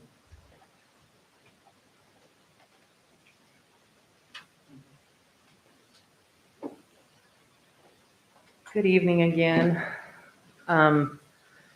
As last month, this meeting is scheduled during a time that our classified staff are working. So I am going to invite classified staff to come up and speak to you as they would have been able to for public comment at 4 p.m. if they weren't doing their jobs.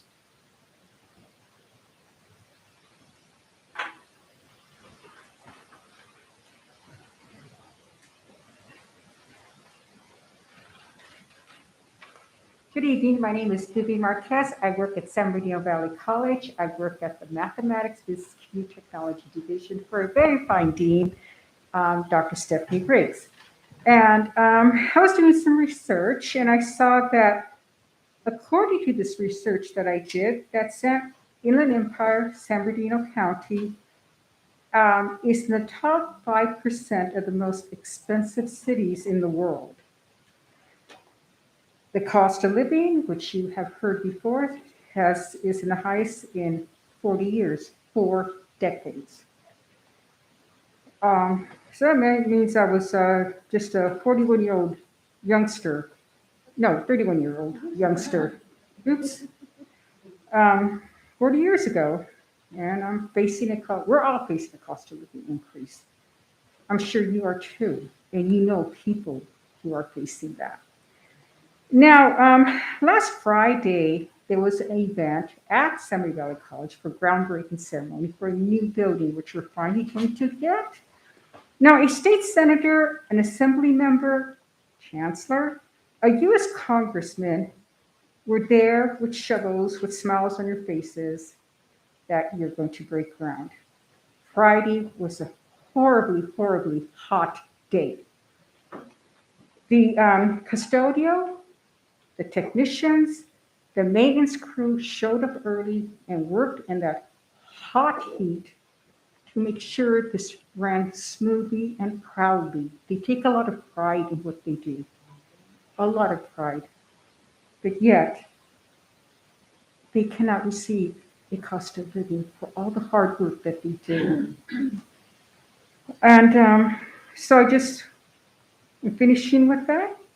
I want to thank every one of you that you allow me to stand here and speak, because right now there's a terrible war going on. And if any of you were in Putin's Russia, because your intellect's well educated, you would have been taken off and taken away, and you would have disappeared. So I want to thank you. Thank you for this freedom.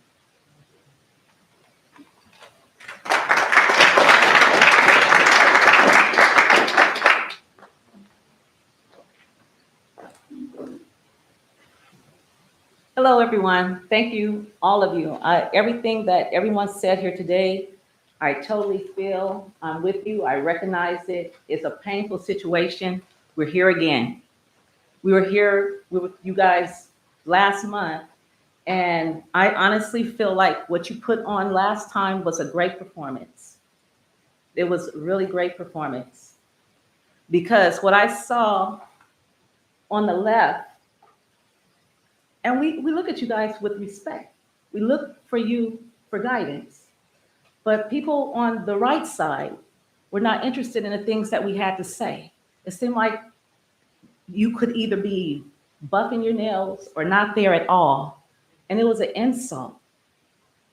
And then my dear Glorious didn't want us to speak. And that's not fair. It just seemed like I saw this performance before. And then my good friend Diana was dutifully taking notes and smiling and encouraging us on. And then here come Mr. Joseph, young on a white horse, ready to rescue us all. We're going to look at this. We're going to take a look. And Joseph, you just said that. She came with the information. We gave you all the information you guys needed. If you looked, you would see that we were telling the truth. So that leads me to believe that these people here thought you guys did not know what was going on behind closed doors. Y'all don't get to be where you are today without knowing what's going on behind closed doors. You don't. It was like a case of good cop, bad cop. I don't care. Somebody walked clearly out the door while we're speaking. And this is about our lives, our children. And we're here again today. And my question then was, why are we here? My question today is, why are you guys here? If you're not going to do something about our pain and suffering, or even have the respect to look at us when we're talking.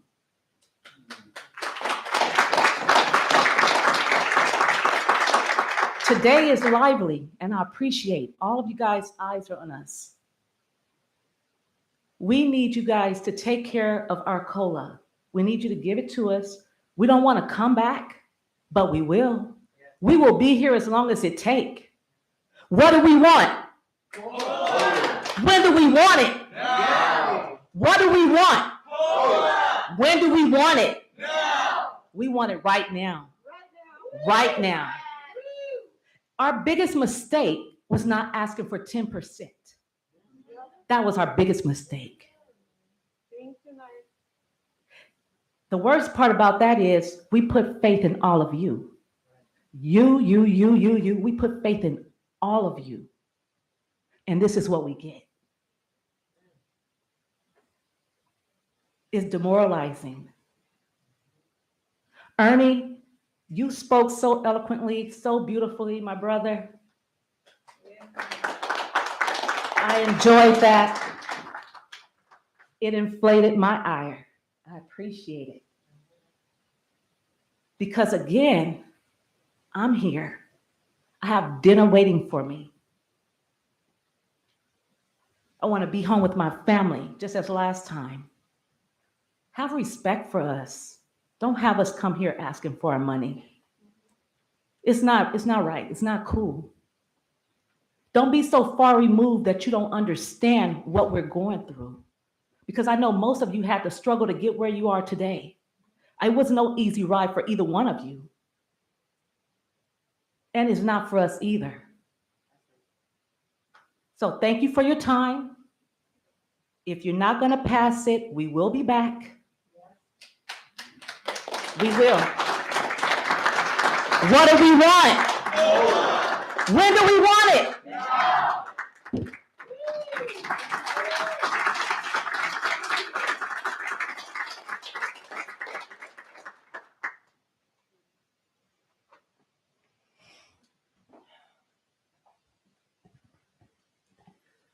Like Vieta said,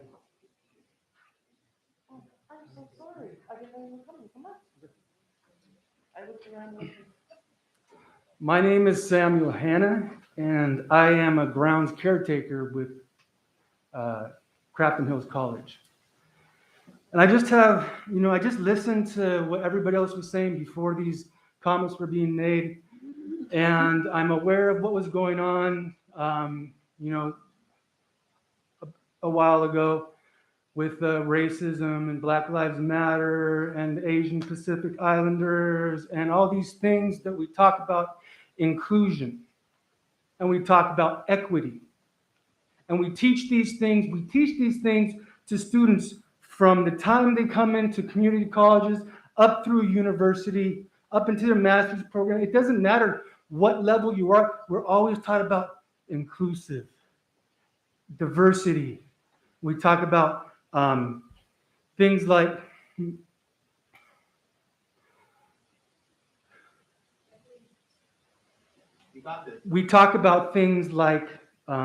racism. Now, I don't want to ruffle anybody's feathers because this is not racism.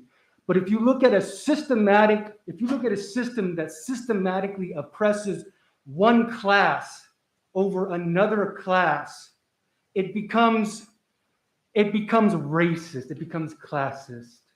And that's what we're experiencing today. Inclusion. We don't need necessarily equity. We don't necessarily have to be at the same pay rate or the range or the step as anybody else, but we need to have equity as far as it is of opportunity. We don't have the same opportunity, and that's what happens. That's what happens when you get into a systematic oppression of one group versus another, is they take their opportunity away. And that's what we're losing, is our opportunity. Inclusion. We're here and we're not really a part of you all. I mean, we are a part of you all because we keep the place running, because we do all the back-breaking work, the sun-burning work, everything. That's what we do. So we're included. Let me just tell a story and I'll stop. I was a janitor at a local restaurant a couple of years ago before I got this job here, and I'm super grateful for this job. Regardless of the COLA, it's great. I really appreciate the opportunity to work here. But when I was working up there, we had the waitresses, and the waitresses got tips, and they shared the tips with the cooks. But there was the janitor, the one janitor, me, who didn't get anything. And for 2 or 3 years, I was cool about it, just trying to be a part of the team. And then I kind of just got a little bit irritated that I wasn't getting included with all the other people. And you know what they told me? They said, "Hey, you got to be part of the team. If we work together, we win together." Really? Are we really winning together? Or are we just working together? And if that's the case, then who is on top and who is on bottom? Who is being disqualified from this franchise?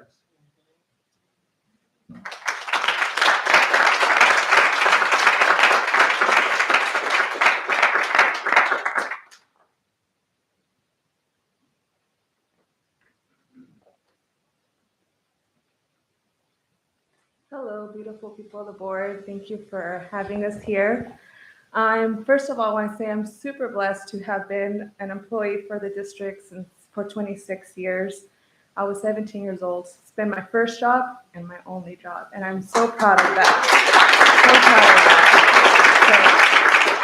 So, I always, just be blessed to be part of this community, and just how it is, a community as a family, we lift each other up, lifting each other up, and the goods, and helping each other out. I have 4 children, so with this price, 10% of food and clothes times 4, it hurts. I'm like, I think I need to start thrift store shopping or swap meet shopping for my kids. And today, leaving, when I came over here, left to work, because for work I came here, Mommy's not going to be home. I have to go to a meeting. A meeting for what? I have to fight. Mommy, why are you fighting? My 6-year-old daughter. No, Mommy, not that kind of fight. I need to advocate. Okay? I'll explain to you what advocating is. Okay, Mommy. So she was just like, why do you need to fight? Because we don't fight. We teach not to fight, But I've learned to advocate. I have a son who's nonverbal with autism, so I advocate for him. And I'm not one to fight at all. So I like to advocate for what's right and what's fair and what is true, and just want to feel that we are being heard and respected. And it's hard not to take it personal, because I do take it personal. Because when we encounter students, we take it personal. My application didn't go through. What's going on? Well, let's see. What's your confirmation number? Okay, let's look. Why didn't your application? Okay, your application is in. This is what you need to do next. Let us know if you have any other issues. And they will come back. You helped me last time. I'm having this issue now. Okay, let's look into it. So we take it personal with the students. And I love helping our students. It's as much all of us. We all love helping, and we do it together as a family. This is our brothers and sisters. So just to be respected and knowing that I see you probably like parents, like, good job, you're doing good. Here's,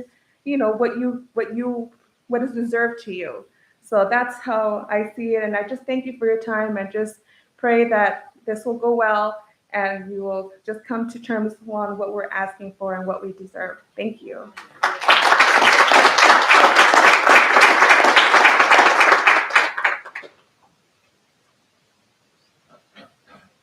Okay, I think that might be our last, unless somebody sneaks up on me. All right, yeah, let me know. I just want to leave you with some final numbers, if I can find them in my phone now. When this month, inflation increased to 8.5%.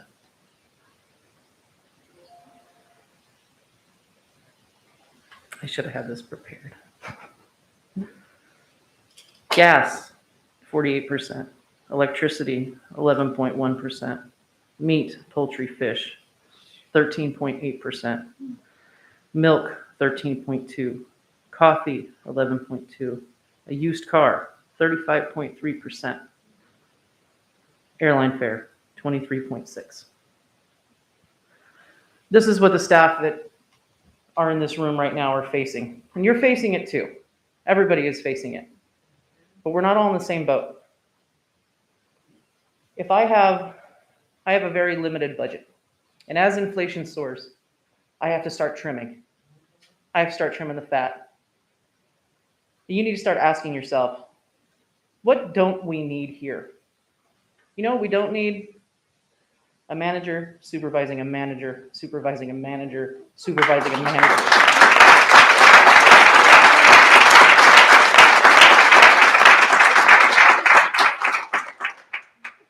That was shown to us. We have a consultant right now. It used to be called College Brain Trust. They did a study back in 2013. You can get this information from them, from our archives. Somebody's got it. And what that report said is that we are incredibly management heavy. And we were advised at that point that we need to shift.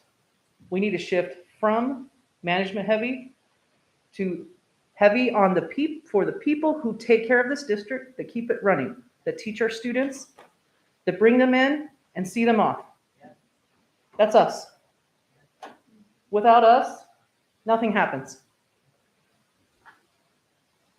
If you go a month without a manager, I've been asking people, what's going to happen? We'll make it work for a while. We'll actually keep this place going pretty good. Yeah, we'll work out of class as managers, right? We do it all the time without being paid for it. What if you go one day without classified and teachers? Just one day. You need us.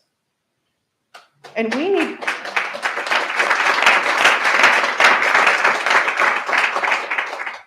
And we need to find some way of making ends meet. And I shouldn't have to go do DoorDash on the side, okay? I have a bachelor's degree in chemistry. I shouldn't have to do that, but I do, right? And I'm sure that the struggle is real for many of us. And I don't even have kids. I don't have any responsibilities other than myself, and I'm struggling. I can't even imagine what other people are going through. You have to understand where we're coming from. You have to understand we are this district. Yes.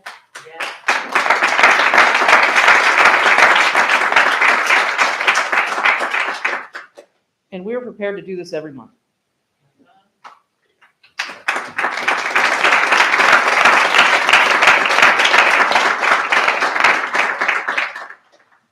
CTA.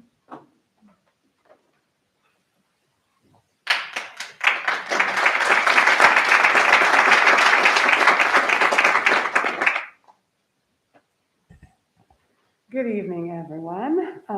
You have heard from a number of faculty and classified tonight who speak far more eloquently than I ever can. So I'm going to let their voices and their arguments be in your memory. I'm not going to repeat those. I will let those sit with you. But I do want to take a minute to thank the faculty and the classified who came tonight and who have spoken and who have showed up. I know this is not an easy thing for faculty and classified to do, and so I appreciate you. Thank you so much for doing that. I think it's important because we have spoken tonight and we have reminded the board how dedicated we are as employees, how passionate we are, and how much we actually really do like working at Valley and Crafton, right?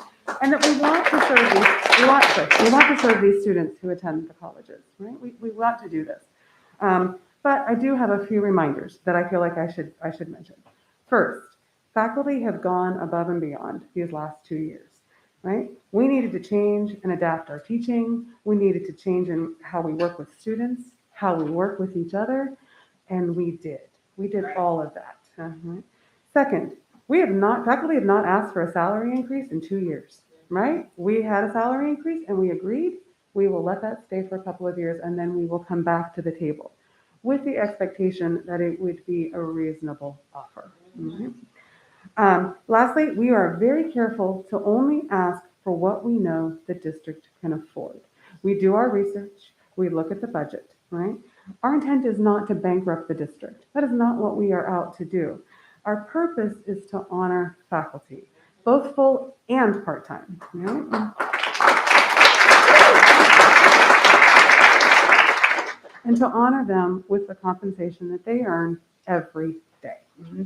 Right? Over the last 2 years, I have seen administrative positions with excellent salaries created, right? Just created. I've seen steps added to the management salary schedules and managers move to higher pay categories, right? Yet I have never heard a manager come before this board and ask for these things, right? It seems to happen like with a magic wand, right? They don't come here. There is no need for managers to come and publicly beg and plead for their salaries or spend hours poring over budgets to combat these claims of poverty, right? They don't do that. It just happens. These salaries are given to managers because you feel it is what is deserved and it is what is needed, and that's okay. Right? But yet you require the public begging and pleading and hours of research on budgets of the people who bring in almost all of the money to this district. Faculty earn the money, most of it, right? Most of it. Right? And as our part-timer said tonight, part-timers bring in large quantities of money for this district, right?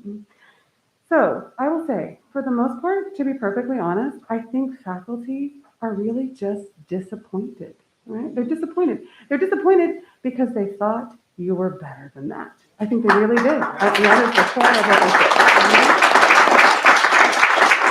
said. With disappointment, sometimes comes some anger, right, and those things. But at the core, I think it is just a disappointment at how we were being treated or what was being offered.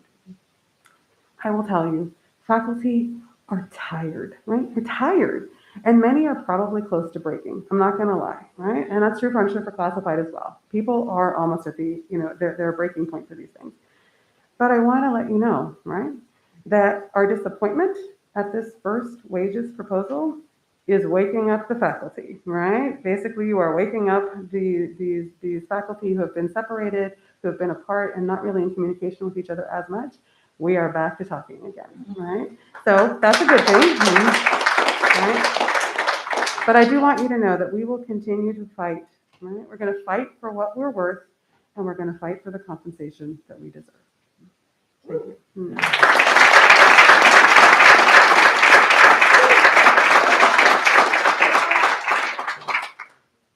Police Officers Association.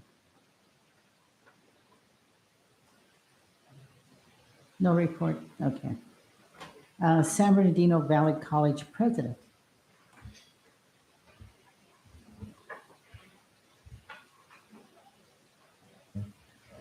Good evening. Good evening. Thank you, Chair Harrison, Chancellor Rodriguez, members of the board, campus and community members. Thank you, Crafton Hills, for hosting the meeting today. I have a brief report. We've heard some of the things that are happening at Valley College, but I just wanted to kind of uplift the events of the past few weeks that have really allowed us to re-engage the community with our 95th gala.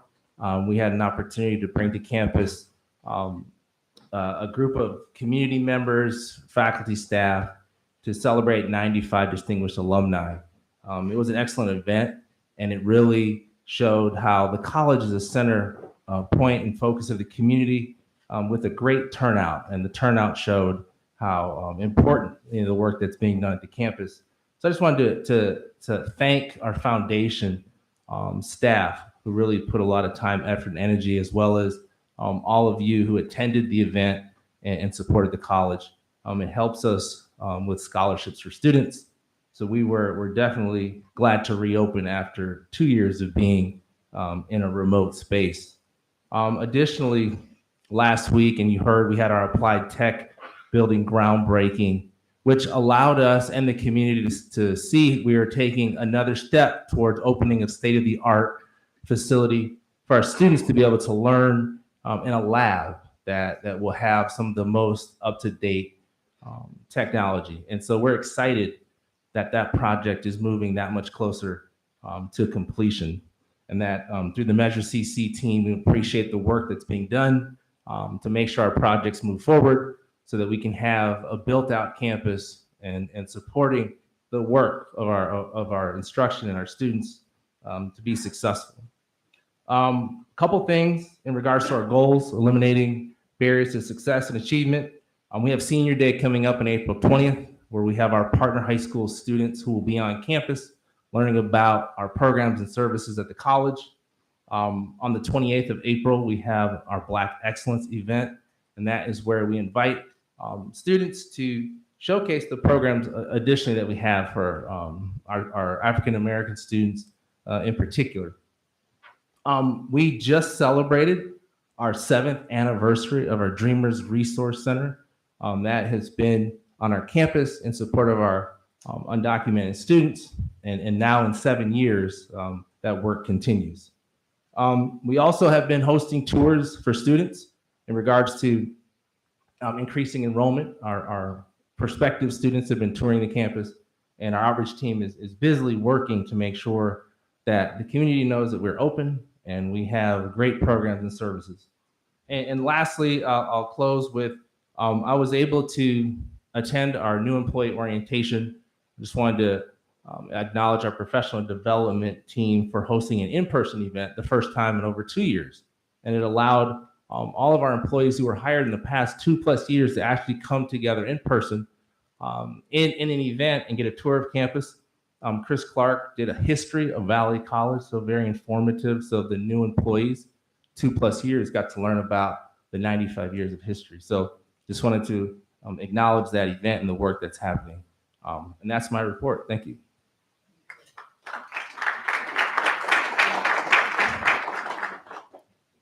Before I ask the Crafton Hills College president, I want to thank you for the hospitality for the board, and to inform you that extra pairs of eyes are going to be watching this campus next year as my grandson, William David Harrison, attends Crafton. And so, yes, please, you'll recognize him. He looks Irish. He doesn't look like the Macias part of that family. Well, thank you, Chair Harrison. Also, I appreciate the change in format tonight. I am no longer the last report before your dinner. Vice Chancellor Hannon now has that distinct pleasure, so good luck, Christina. Reporting out on our board goals, I have a few things to discuss. Goal 1, expanding student access and success. Our student services team successfully applied for a strategic enrollment management planning application to the State Chancellor's Office, and I'm happy to report we were one of 15 colleges selected for the SEM grant, which is going to be a great help to us as we try to navigate and I heard a great term over this last week at the CEO Symposium, a COVID integrated life. And I think that's just how it's going to be from now on. In our efforts to increase awareness around diversity, equity, inclusion, and anti-racism, we just announced today our 3rd year of our One Book, One College program. And the novel that's been selected is This Is How It Is by Lori Frankel. And it's a book that addresses gender identity. It couldn't have been announced at a better time, as we're in the midst of our April events. And today we had a wonderful presentation done on bi-visibility, which was just an outstanding event. I do want to call out, and it's going to ask me for my password now on my iPad. Goal number 3 about being a regional leader. I'm going to do this one-handed.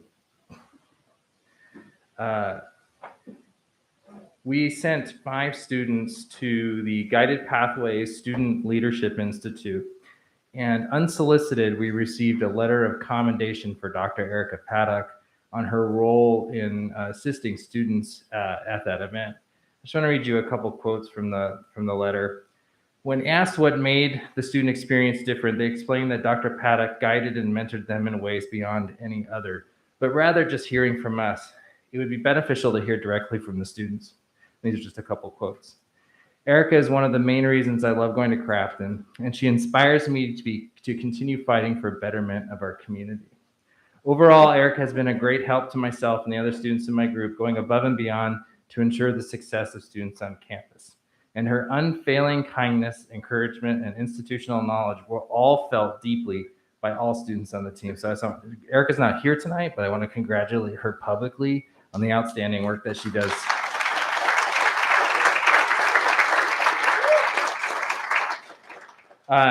And goal 4 about diversifying our revenue streams. There's still time to buy your tickets for our 50th anniversary gala, which is taking place a week from tonight. But I am the staff and the foundation, the Institutional Advancement Office, has done an incredible job. They before we even open the doors to the gala, they've increased the private and corporate sponsorships by over 30% this year.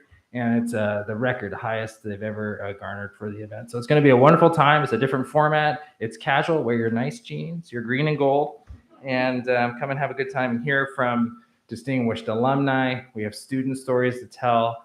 We have many of our community members, including both of our school superintendents, mayors from both Yucaipa and Redlands, and many of the council members, our state assembly member. It's going to be a great event.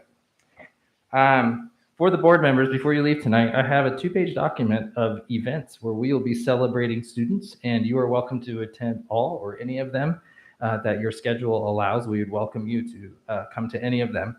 And just a note to see how great people are looking forward to, people are looking forward to celebrating in person.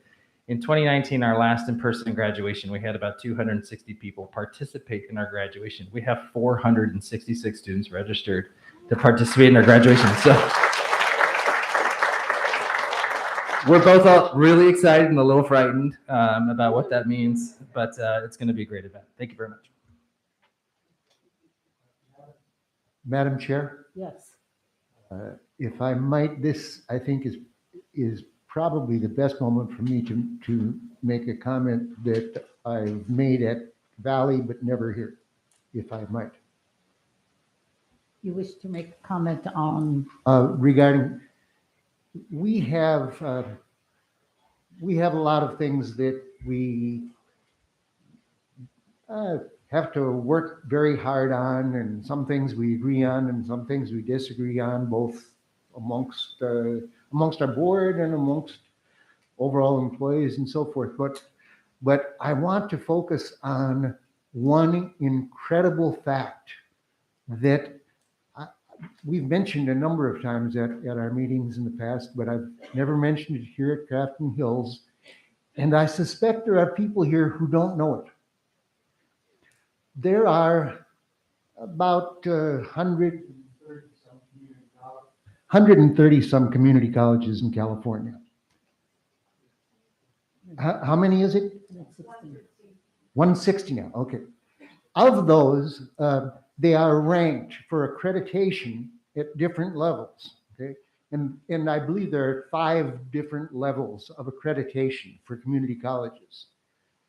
In the state of California, in the entire state, there are 4 community colleges which rank at the top. 4 in the entire state of California. 2 of them are Crafton Hills and Valley College. In the entire state of California, no other district has more than 1 college in that top rank. So when people say community colleges, coming here to our local Inland Empire community colleges represents a big compromise with what you could do if you had more money. You let them know you're going to the top. And I think we all should know that. Well, this family, the Harrison family, all of our graduates are going to a community college. We are great advocates. Every one of us has attended a community college, and we're very proud of that. So it's we understand the value, and very much so. The next one is the Executive Vice Chancellor. President Hernandez said no report. No, I'm kidding. I don't have a report. I just want to comment back on Davina, a comment about the bio garden, and kind of let the board know what that is. It's a garden, a valley where the faculty teach and it will be impacted by the construction of the new tech building because of the ADA regulations that happen. However, David is correct. We missed having a conversation with some faculty members, so we want to make sure that we correct that. We already are in conversations with faculty. Not only will they get back that portion, they will get even a little bit more by the time we're done. I just wanted to inform the board that that's what the is. And that's my report. Vice Chancellor, Human Resources and Police Services. Thank you. My report will be brief. I just wanted to recognize the collaboration between Human Resources and our faculty and staff. We were able to present our EEO training at the in-service day, and it was very well attended. Lots of great feedback, and we are moving forward with our new revised EEO training for all hiring and recruitment, so that way we can ensure that we're meeting our DEIA initiatives. Next month, we will be presenting to the board on our DEIA initiatives. And I do want to say that, Brandy, I am a seasoned member of a PRT team. I recently completed a PRT visit. I was one of the only human resources people in the entire group.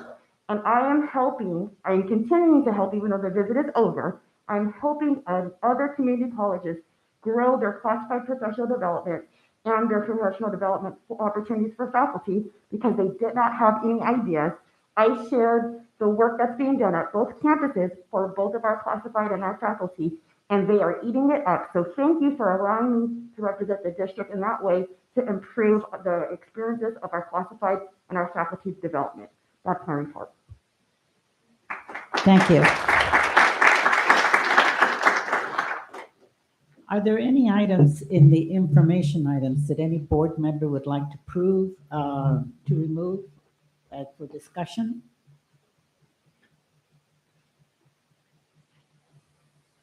None? Okay.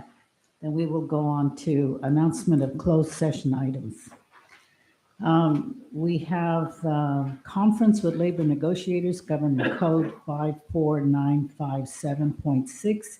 Agency representatives, Diana Rodriguez and Christina Hannon, CSEA, CTA, and POA. Management/supervisors and confidential employees. The public employees discipline/dismissal/release/non-reemployment.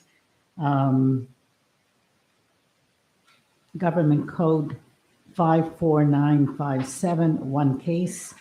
C, conference with legal counsel, anticipated litigation, Government Code 54956.9, D2, one case.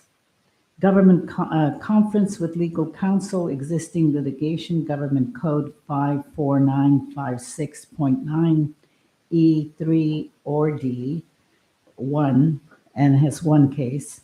And public employee performance evaluation, Government Code Section 54957B1, title Chancellor.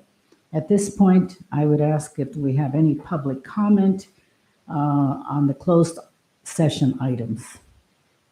And we do not. Okay. Then I'd like to close the public meeting and convene the board to closed session in the closed session room. And I thank you for your attendance tonight.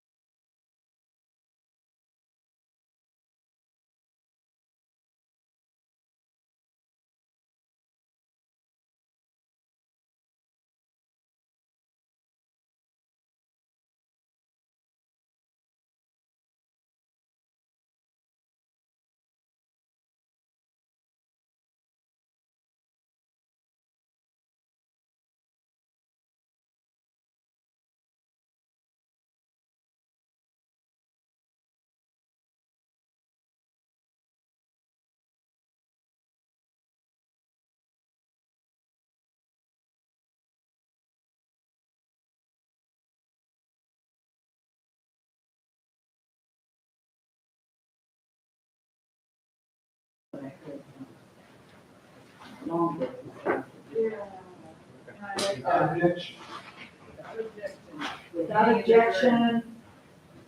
objection, we will adjourn the meeting. The microphone.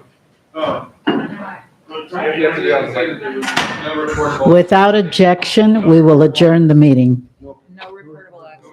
What? No reportable action was. And no reportable action from closed session. Are you all marked out here? Yeah.